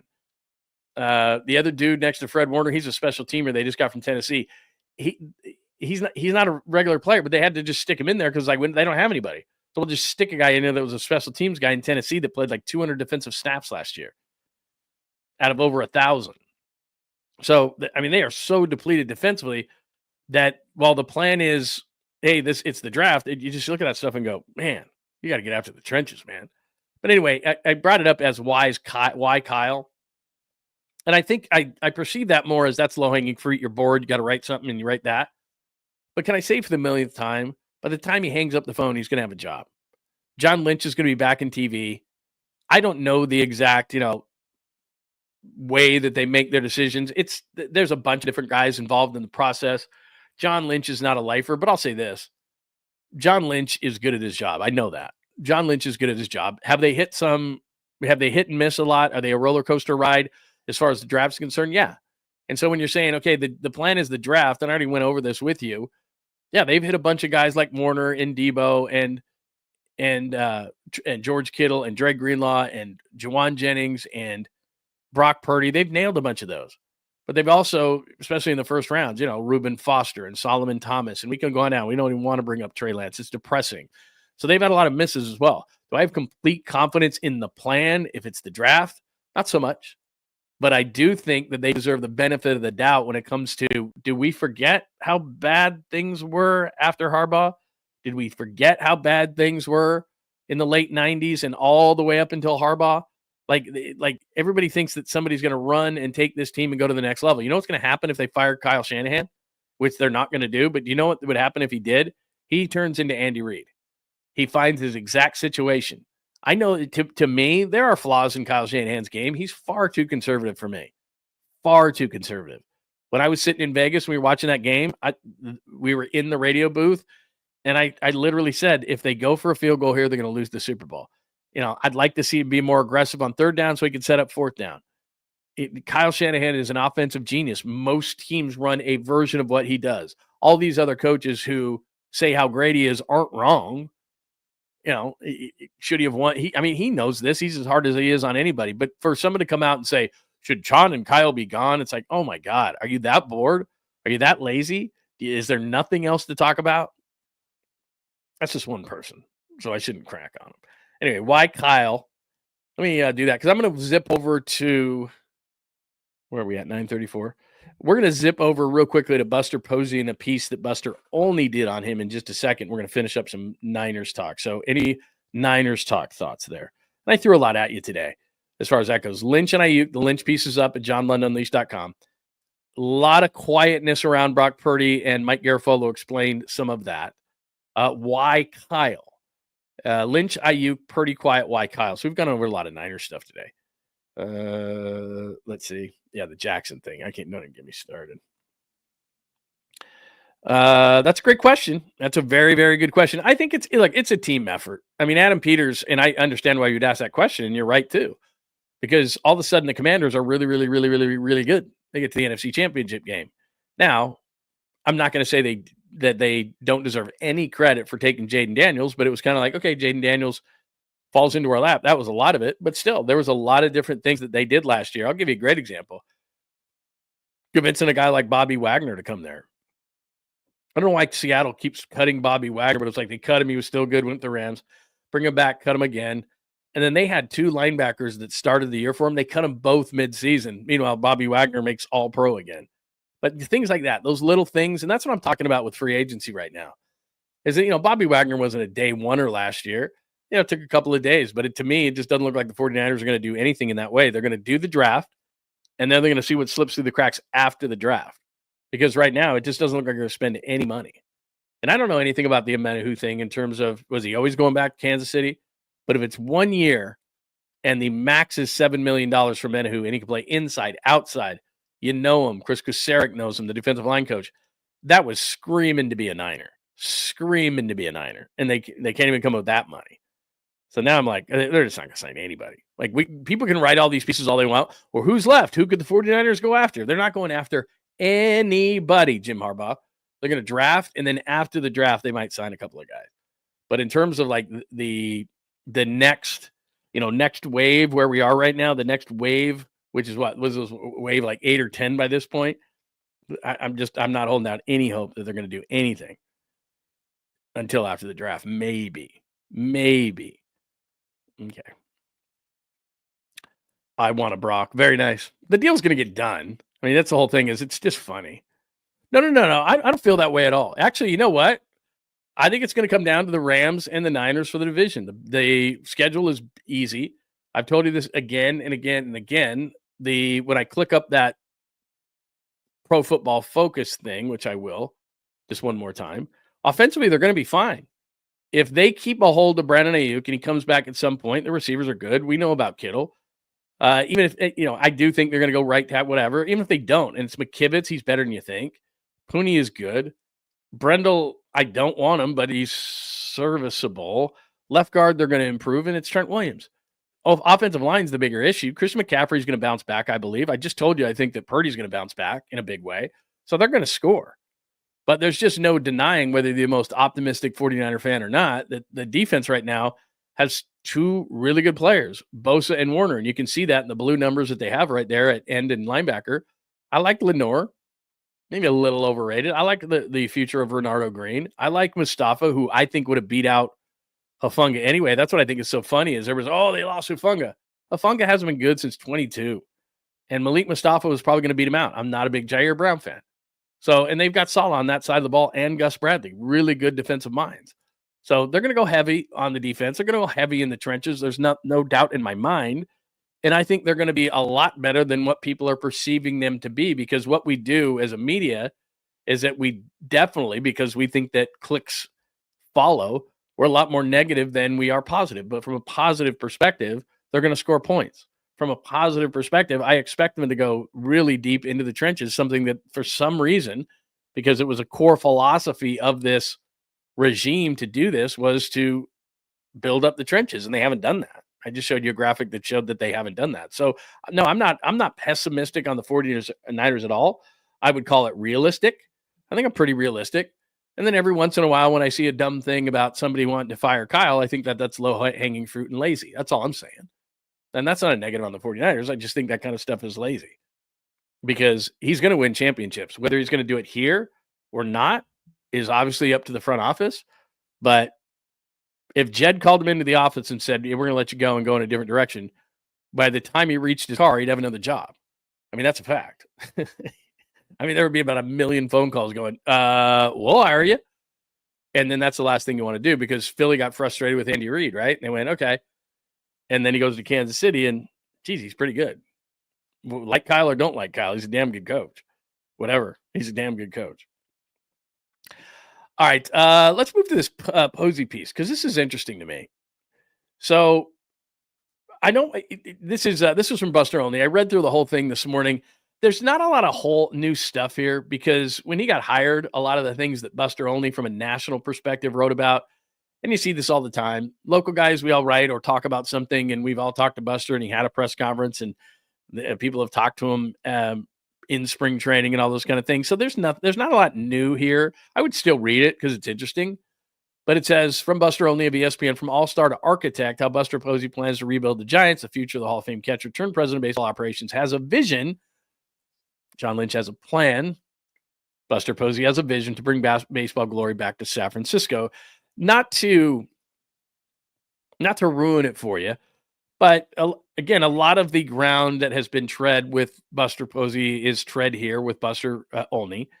It is, hey, we're not going to rely as much on analytics, even though they're a big part of the game and we can't go backwards. I'm going to look at guys and baseball guys and the way things are done. And I got a GM that's a grinder his background is in scouting, and I'm going to convince guys to come here. And just a lot of things. We're going to play old school baseball. It goes through why he took the job. I mean, it's an extensive, long piece on a lot of the ground that if you read anything that anyone wrote with all the great people that cover the Giants, there's not a lot new there. But when I was reading the piece, and I like Buster, and ultimately, as we say all the time on the show, these sports, we can talk about them and speculate and do all these things over and over and over again.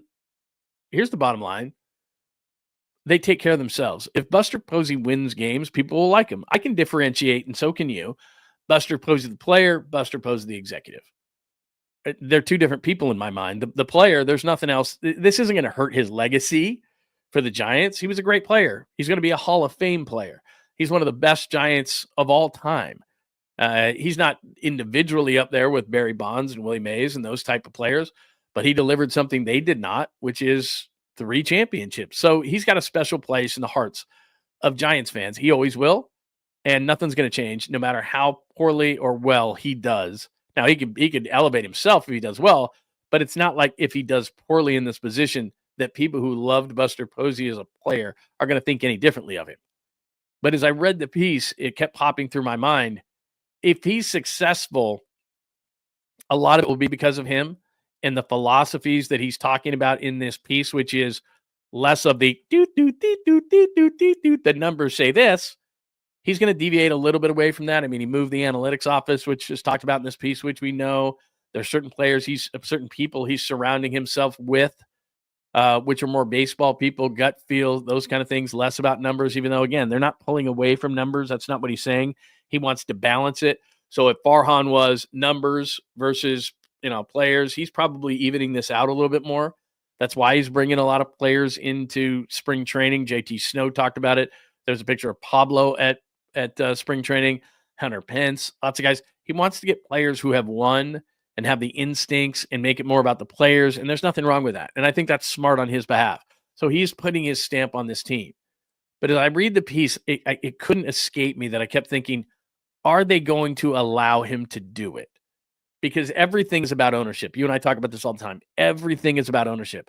You could be potentially the greatest general manager, the greatest head coach, the greatest manager, the greatest this, that, or the other. If your management isn't dedicated to giving you all the resources you need to win at a really high level, then I don't care who you are. I don't care if you're the greatest general manager, greatest personnel person, greatest. If they are not willing to give you everything you need to win, then it doesn't matter how good you are. So I don't put any of this positively, negatively, whatever on Buster Posey. Not yet. Not yet. Because they gave him the purse strings to go get Willie Adames. But I think they said that's it. I don't think that he could go out and get Corbin Burns. I think that was a media-generated thing. I don't think the Giants were ever in on Corbin Burns. I've heard that from numerous people, that was just a fallacy, that he went to St. Mary's, and just kind of like I said, that Greg Bedard thing yesterday, and Greg Bedard's really, really good. But all he said was, hey, I got a feeling in my bones that the Patriots are going to upgrade at receiver. Did you say receiver? Are you a different team? Brendan Aiyuk's going to the Patriots. It's like, how did you make that connection? But that happened. So it's the same kind of a thing as people went, oh, Corbin Burns to the Giants makes sense. Corbin Burns went to St. Mary's. Corbin Burns, he'd probably like to go home. Corbin Burns to the Giants. And then nobody knows where these stories actually originate from. And all of a sudden, like I said, it's like lighting a fuse and just takes off.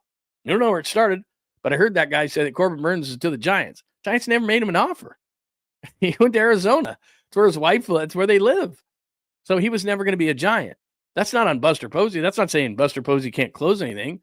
That's the front office going, we're not giving you $245 million to get Corbin Burns. What else you got? They're not going to ever be the Dodgers.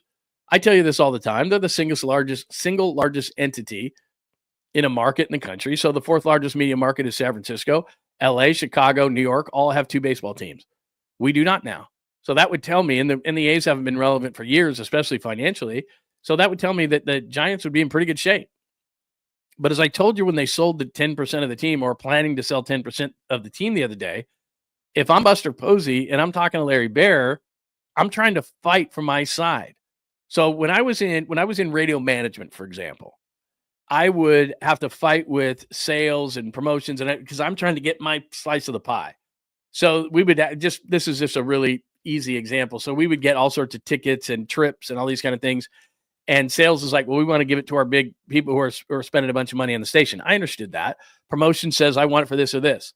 And I would say, I want these tickets for programming and I want to do a big promotion on the air so I can get more listeners. And we're all trying to fight and battle for the assets that we have to try to make our area better. And so Larry Baer gets $10 billion, not 10, they're worth like $4 billion apparently. So let's say they get $400-500 million from this sale, from this percentage of a sale that all these teams like to do. And now it's a fight. It's on. Buster Posey saying, you don't have to give it to me to sign somebody, but I want to upgrade my baseball facilities in Latin America or wherever. I want to make the baseball facilities better. Maybe I want to make the clubhouse better. Maybe I want this or that better so that maybe we can get more free agents. Maybe I want to change the park, whatever. From a baseball perspective, I want that. And Larry Baer says, no, we want suites because we want to make more revenue. We want to make the facade. We want to make the front of Willie Mays Plaza look that much better so that more people will come to the game. Business. So Larry Baer's fighting for his business for some of that money. Buster Posey's on this side fighting for some of that money. Everybody's pulling and trying to get some of that money that they just got in. And Larry Baer made it sound like, I don't know if this is true, but Larry Baer made it sound like they're getting it all. That this is all going into making the real star of the Giants, Oracle Park, better. Let's pull in more money. Let's make these suites more. Let's charge more for these suites. Let's make the front of the stadium better. All these different things that he mentioned, which have nothing to do with winning baseball. They have a lot with turning turnstiles, which is what I've always said about the Giants. I think they're a turnstile turning team. That's their priority. Let's win 80 or 90. Let's win, whatever it takes to be a contender. Let's win that. But in terms of being a championship style team, if it happens, it happens. But if it doesn't, we're going to look at the business side of this thing first. So that's a long way of saying, as I read the piece about Buster Posey, I'm saying you can put it all on Buster Posey's shoulders, whether they win or they don't. But I don't. I don't look at it like that. Does he have the resources? Are they going to open up more pipelines, like I said, to get better Latin players in here, to get Japanese players, which they haven't had one since 2015, to maybe fix the ballpark so that automatically hitters just don't say, especially from the left side of the plate, don't say, San Francisco, I'm not hitting that ball into triples alley. Are you insane? Hey, agent, where else do we got? Where else can we go? That kind of a thing. Are they going to, they're not even spending up to the line this year. They're not even spending up to the tax line this year, which, as I've told you many times, in baseball, it's not like the NBA. It's not egregious like that. It's a ruler slap on the wrist. It's not like we're going to take one of your fingers for stealing. It's not like that in baseball. You should at least go up to the line, especially if you're a major market team. If you're the San Francisco Giants, there is no excuse to not be up to the line and really, let's be honest, over it. And they're not. So who is that on? That's not on Buster Posey. Buster Posey's not saying to the Giants, hey, guys, we're like $30 million under the line. We're good. It's Buster Posey's job to say, hey, you know what? Let's get another pitcher in here. Because Buster Posey won championships in 10, 12, and 14 with pitching and timely hitting. He knows what this ballpark is all about. He knows what they need to do. So he got Justin Verlander. He might be right in that. Robbie Ray looks like he's rehabbed. We know about Logan Webb. But do you think that Buster Posey wants to go in the season going, Jordan Hicks, I don't know. I think if he had his druthers, I think he'd rather have him in the bullpen, just like I always complain about.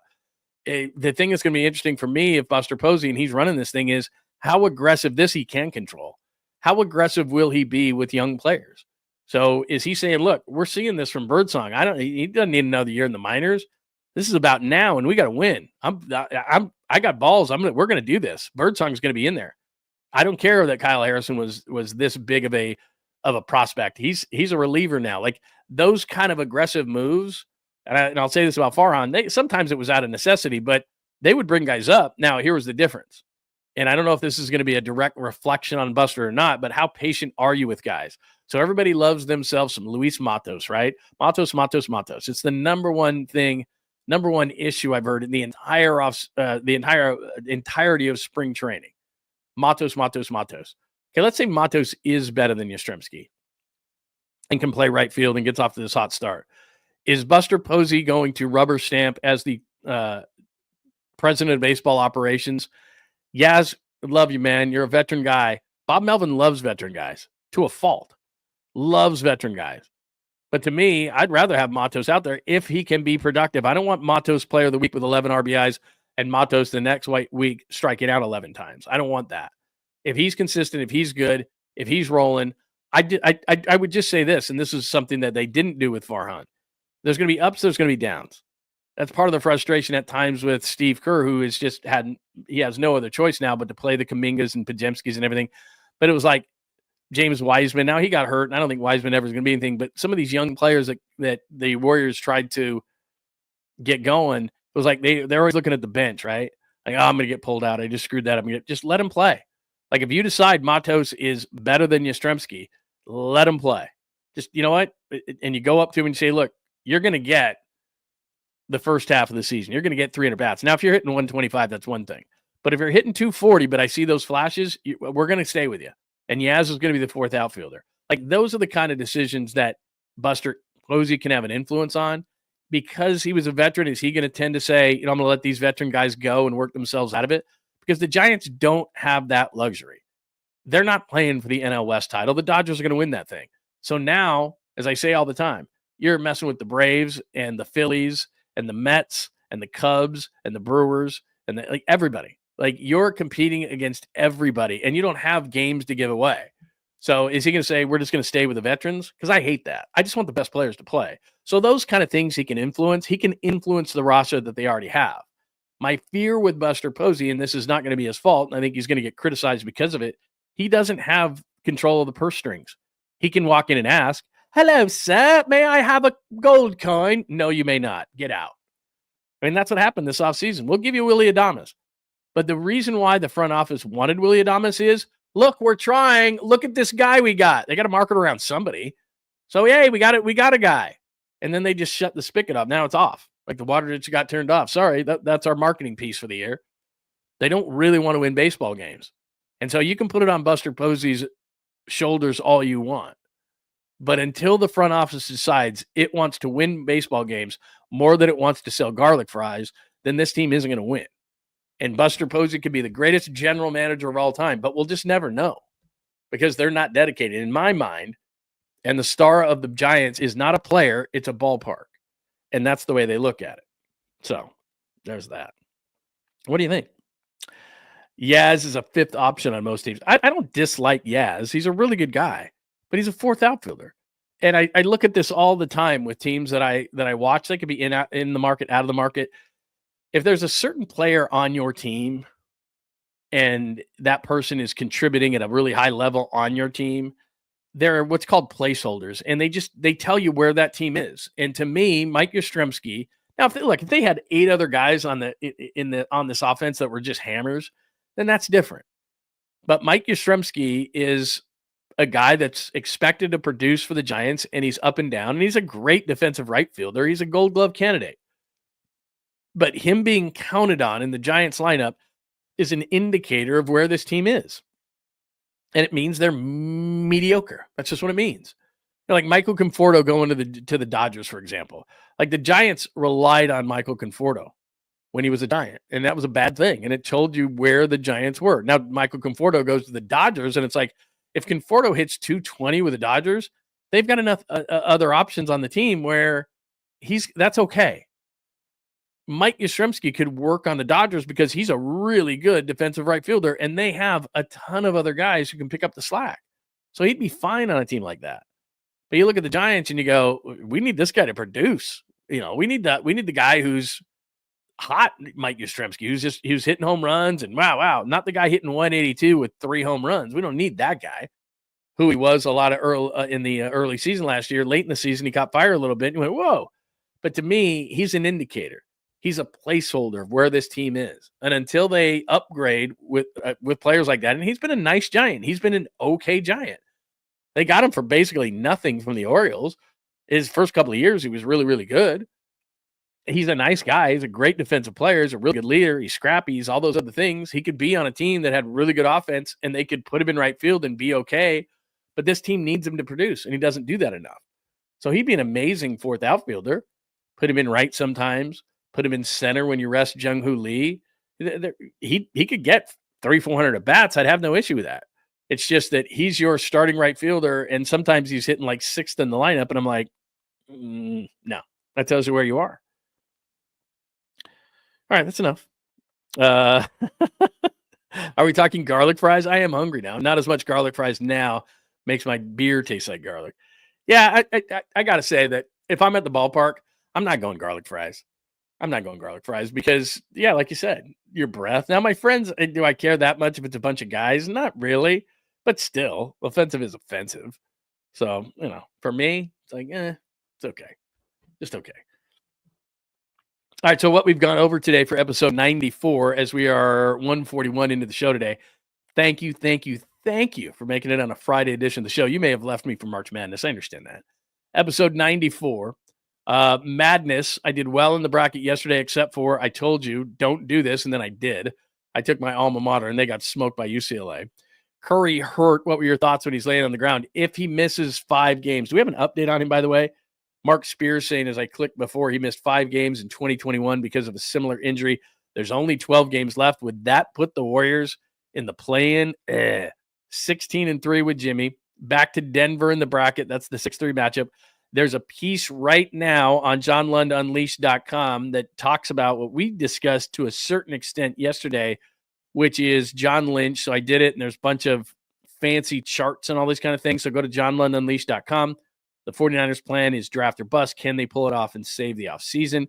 That video right there is about a 15-minute clip of what we talked about yesterday. If you missed it, check it out. And then there's all this stuff on what they're looking like now, what they need to do in order of importance. I think I put a few guys' names under each. Those are draft guys under each one that I like particularly. I did not do a mock draft.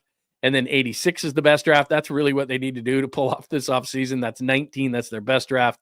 And then I talk about, given the track record of peaks and valleys of the current 49ers regime in the NFL draft, it may not be the wisest choice to put all the 49ers eggs in the 2025 draft basket. Given the offseason so far, though, it's the only choice they've got. Here's to 1986, which, of course, is that draft, which is essentially what they need to do to save the offseason. And I don't know that they can do that. So that's up at JohnLundUnleashed.com if you take a look at that.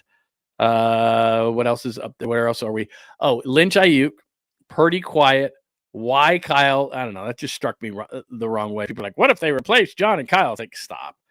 The Posey piece at ESPN.com that you need to check out. If they don't succeed, it's not going to be because of Buster Posey, who I think really could do this job. I just question whether the front office is really dedicated to winning, especially given their what they said after they're going to sell 10% of the team. They're going to give the baseball park a nice, shiny upgrade and not a lot of talk about upgrading the baseball side of things. And I don't mean in just signing a guy. That would be short-sighted. I'm talking about upgrading baseball facilities to bring in said players, which I'm sure Buster Posey's trying to get, but it doesn't sound like he's going to be successful in that way. Finally, before we let you go watch the NCAA tournament on this day, are people watching Severance, by the way? All about the hallways. The mysterious and important work will continue. Severance has been renewed for another season, which is really cool. And I think tonight is the finale, right? My wife and I watch this every single Friday, so I think we're going to have to get into a different show, obviously. A weird show. The first time we watched Severance, I think we watched it, and then for like 3 months we didn't watch it again. I was like, I don't get it. Like, it's just really too weird. And you'd have to go back to the beginning, but just without giving anything away. Essentially, it's a job you go to. They erase your mind, so your work personality, and who you are away from work. They call them innies when they're at work and outies when they're out of work, and you don't remember either one. So like they erase your mind. So what you do at work, you have no idea. And then you get outside of it and you don't remember what you did inside of work. It's wild. The concept is really wild. And certain shows you're going, what in the hell? And then other shows you're like completely compelled. So it's compelling enough on the shows that are good, that are actually great, that you watch it. And then there's other shows where you go, huh? Whoever wrote it must have been on like 3 sheets of acid when they did it. Now 3 sheets would kill you, but you understand, maybe 3 tabs, not sheets, but crazy. So I would suggest it. It's just it's not one of those shows where, hey, it's Friday night. Like, I do a lot of things based on mood. So if I'm in some sort of a mood, I'd want to watch something more uplifting or fun or funny or whatever, and we'll watch that. This show is like, you've got to watch it. Like, you've got to have your undivided attention on watching it, and it's not like you could pick it up in you got to watch it from the beginning. But it's really, really good. It's just sometimes I'm thinking to myself, I don't know if you'd think like this, but sometimes I think to myself, who the hell wrote this? And how much acid were they on, or shrooms, or weed, or not coke? But it's like, wow, this is a mind F, and it's wild. So anyway, there's that.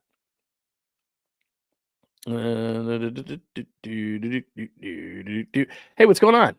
Nacho. Wait, sorry, wrong one. Yeah, I was trying. Severance is for Westworld fans who got screwed after season 2. Yeah, it's a good show. I mean, I like it. I'm not saying it's for everybody, but you do have to have your undivided attention. You have to be in a certain kind of a mood. And anyway, that's how I am. Best garlic fries are at Mike's in Eureka. What makes them so good? I do love garlic fries. It's just that, like, they're not a first date kind of a thing. They're not, even if you're your wife or something. Boy, this is wild. Lucy in the Sky with Diamonds. Great song. Beatles, Elton John, outstanding.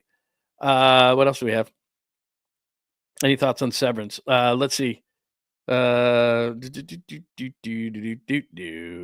see. Anything else? Any thoughts, questions, comments before we jump out of here on a Friday edition of the show? Do remember, I've gotten a couple of questions on this on Larry and I's show. It will start on every Friday night when baseball season starts. So home road, all that kind of stuff, whatever. Friday nights, we will do that Giants watch party show, which we still have not named. And we want you to be here every Friday. We have still not named it. So make sure that you give us some ideas. Hit me up in the comment section at John Lund Radio. You can hit me up. Let me know what you think. And we're going to do that. Oh, it dropped last night.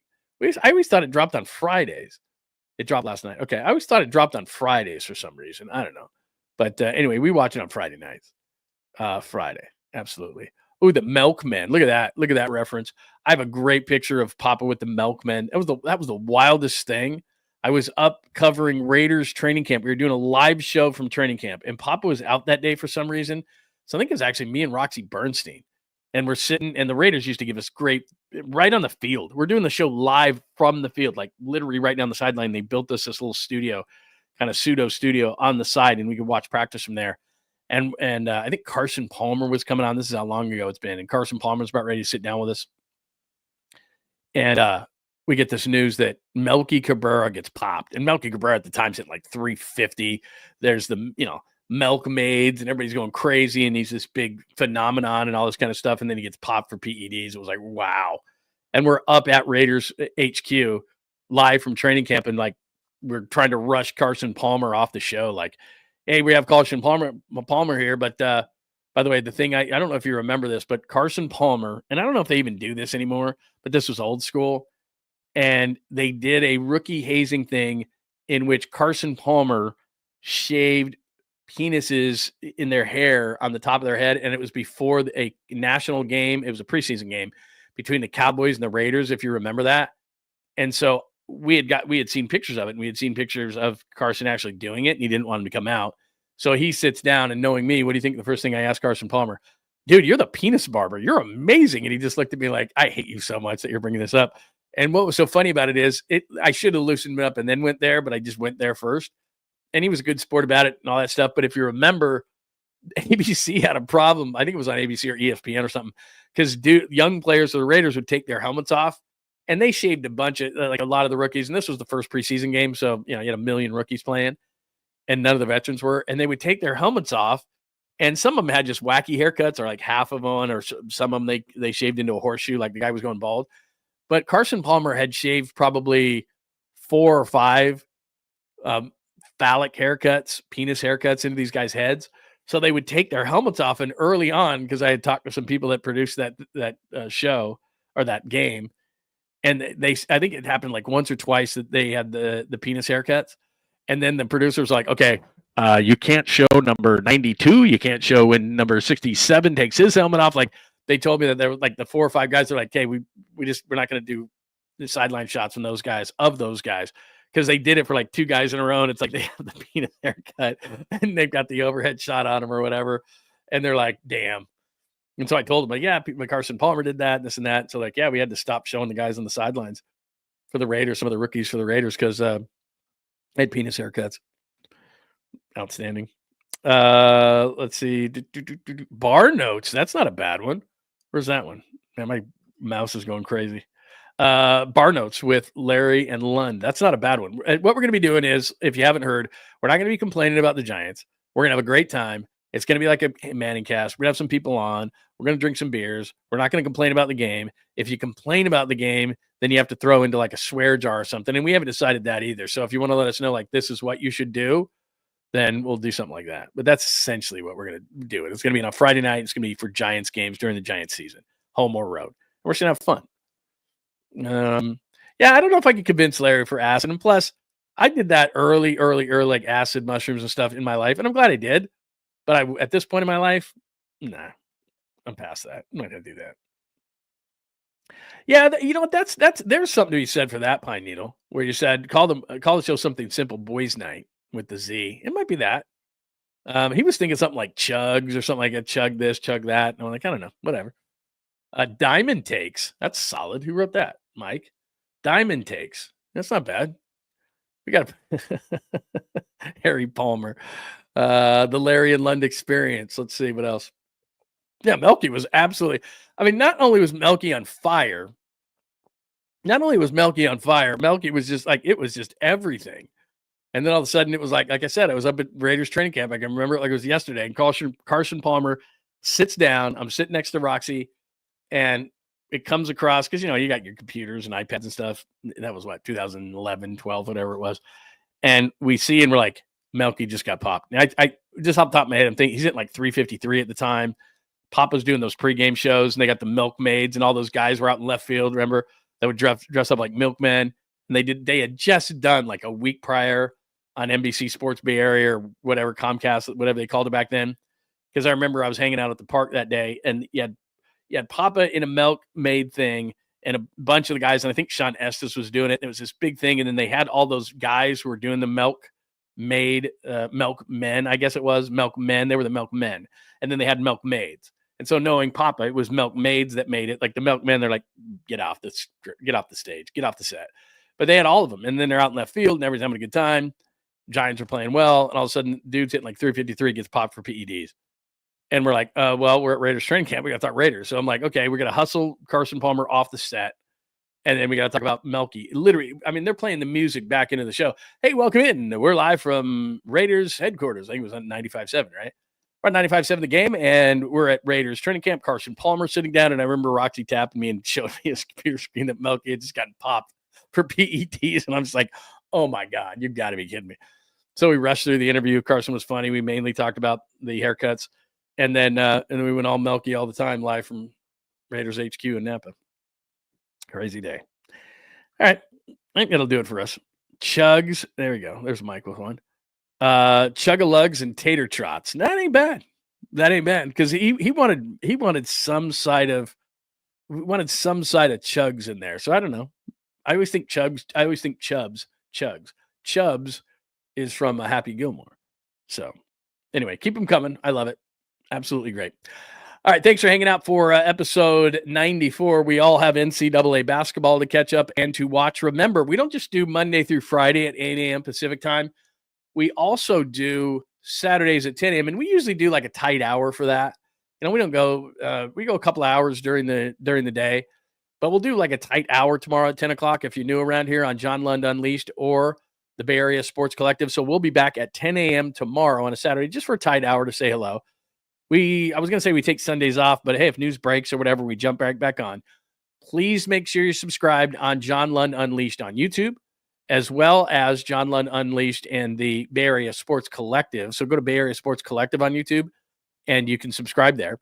Thanks to those watching on Instagram today, on X at John Lund Radio. We're on Facebook, John Lund, and John Lund Unleashed on Facebook. And we're trying to bother the people that are actually trying to work on LinkedIn. So make sure that you check us out if that is the way you want to do it. Any way you want to do it. Let me just check a couple of these other places to make sure that we don't have any questions or comments. We are good in that regard. So we're good. I think we've caught everything as far as the names. Keep them coming because I'll go back through these names and check these out a little bit later. But good stuff today. In episode 94, I will write again today. So go to johnlundunleashed.com. We will release a couple of shorts as we always do. A couple of things on a couple of the biggest stories today. We'll update you on Steph Curry if any news breaks there. So make sure you have your alerts on. Please, please, please. As Papa J always tells us, please like and subscribe. The like helps the algorithm, which is a big deal as well. So make sure you please do that for me. That would be absolutely tremendous. And I appreciate everybody doing that. One more thought on my good friend, Dr. Riopel with Riopel Cosmetic Surgery and Laser Center. I'm telling you right now, my wife is doing the stem cell. And I told you this. He did stem cell on Bartolo Colon. He's one of the first, Dr. Riopel is one of the first to do stem cell in California, which was years and years ago. He is absolutely great at it. My wife, the shoulder, the elbow, she had her foot done this week. She's feeling amazing. I'll give you an update on the foot because it takes a minute to get that thing going. But her shoulder and elbow, that's been over a month. She's feeling absolutely great. If you've thought about stem cell, Dr. Riopel was one of the first in the state of California to do it. He extended Bartolo Colon's career, man. I mean, that's the bottom line. He has a sports medicine side of things. He knows what he's doing. That is Dr. Riopel. And for me, I'm doing the testosterone treatment. So low T. I was feeling lethargic, as crazy as that sounds. Less energy, less sexual drive. You don't want to hear about that. But those are the kind of things that happen with low T. You're having trouble losing weight. All you got to do, it's a quick blood test. He says, okay, this is what we need to do. It's not just some willy-nilly thing. He's a doctor after all. Gives you the correct dosage. You only have to go in there every few months, every like 4 months for a really quick procedure. Really easy. You don't have to take the shots every day if you've heard that, or every week, excuse me. You don't have to do that. This is the way to go for low T and testosterone treatments. And I'm doing it right now with Dr. Riopel. So click on that QR code right there. It'll take you right to the website. Dr. Riopel will take care of you. Great crew over there as well. Plus, if you go to Riopel Cosmetic Surgery and Laser Center and you go to the website, all sorts of other great procedures that they do as well. Anything you would expect out of a cosmetic surgeon and laser center. That is Dr. Jeffrey Riopel. So check them out. Great friends of the show. All right. Anything else? One more swoop through the comments. Make sure that we're hitting everything. Tater trots. Bro chugs. That's not bad. Bro chugs, as Pine Needle says. Winner, chicken dinner. That's not bad. What else do we got? Shams update on Curry. Did we get an update on Curry? And I missed it because I've been yip-yapping. What do we got here? Hang on 1 second. Look at Shams. Did he give us an update and I missed it? I could have missed it. He might have done it on ESPN. Oh, here we go. Right there. MRI on Warrior Star. This was 11 minutes ago. 11 minutes and I missed it. I got to be better. MRI on Warriors star Steph Curry. Pelvic area confirmed a contusion, which is a fancy name for bruise. Contusion, no structural damage. He's expected to miss the start of Golden State's 6-game roading trip, including Saturday in Atlanta, as he receives treatment over the next few days. All right, so in 2021, and I popped this up earlier for you, so just 1 minute here. I popped this up earlier for you from Mark Spears, our good friend, and we played that from Steve Kerr earlier. So the part that's interesting now is Curry missed 5 games. Did you see that second tweet? Curry missed 5 games after having a pelvic injury in Houston. So he's going to miss the game Saturday in Atlanta. My concern is it 5 games? Is it the same kind of thing? Because they're going to take a conservative approach with Steph Curry. You know that. And they're going on the road, which is difficult anyway. And I think that Jimmy Butler will step up. But as Shams just said right there, no structural damage. Going to miss Saturday in Atlanta. There's 12 games left in the season. Now, somebody said this earlier in an optimistic tone, and they're not wrong, that with Steph Curry missing a few games, that's not the worst thing in the world. So Steph Curry misses a few games. That's not horrible, only because he's rested for the playoffs. But if you move, as I've pointed out many times, from the 6 to the 7, that's not ideal. That's not an ideal situation. So as I've showed you this, and we'll do this one more time, just because Shams just came out with the news. No structural damage for Steph if you're just jumping in here, but he is going to miss at least Saturday in Atlanta. They're going to be conservative with him. So I think he'll miss at least a few games. He missed 5 because of this injury in 2021. And all of a sudden, there's the Clippers. They've won 4 in a row, and they're just one game in the loss column. Minnesota, as we talked about yesterday, have lost 2 straight games to 2 lesser opponents, so it can happen to anybody, and they're 2 back. So as much as we look forward and say, hey, could they catch this team or that team, they've got to look behind them. And if Steph Curry's out, and I always say this, look, Jimmy Butler is an alpha male. Jimmy Butler has been and is a number 1 player on NBA basketball teams. There's no question about it. But without Steph Curry, let me be Captain Obvious. Hello, Captain Obvious. Him missing games is going to affect things. Oh, my God. Seriously, Lund? So will they drop into that 7 spot? That's the scary part of the timing of this injury is you don't want to overuse Steph. Long-term, maybe this isn't a horrible thing as long as you can stay in the 6th slot at the very least. So there you go. That's the latest on Steph Curry, and thanks for the reminder of that. Yeah, a little silver lining. Maybe, if they can keep that 6th spot. Bro chugs. Okay, good stuff. Keep them coming. I will make sure that I look at this. Hit me up on the comments line after the show. I always try to get the comments and thoughts. You can hit them here at YouTube. Also on X, I check those a lot at John Lund Radio. So make sure that you are there, any of those places.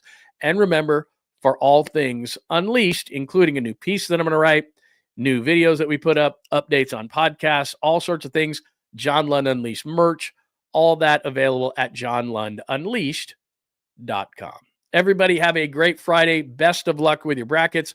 We'll be back at 10 a.m. tomorrow at the very latest on a Saturday to wrap up just for an hour of the week and start of the weekend and everything like that. If you can't make it, have a great weekend, and we'll talk to you very, very soon. Happy day 2 of March. Thanks for hanging out with John Lund Unleashed. We'll try to be better next time, though I wouldn't hold my breath.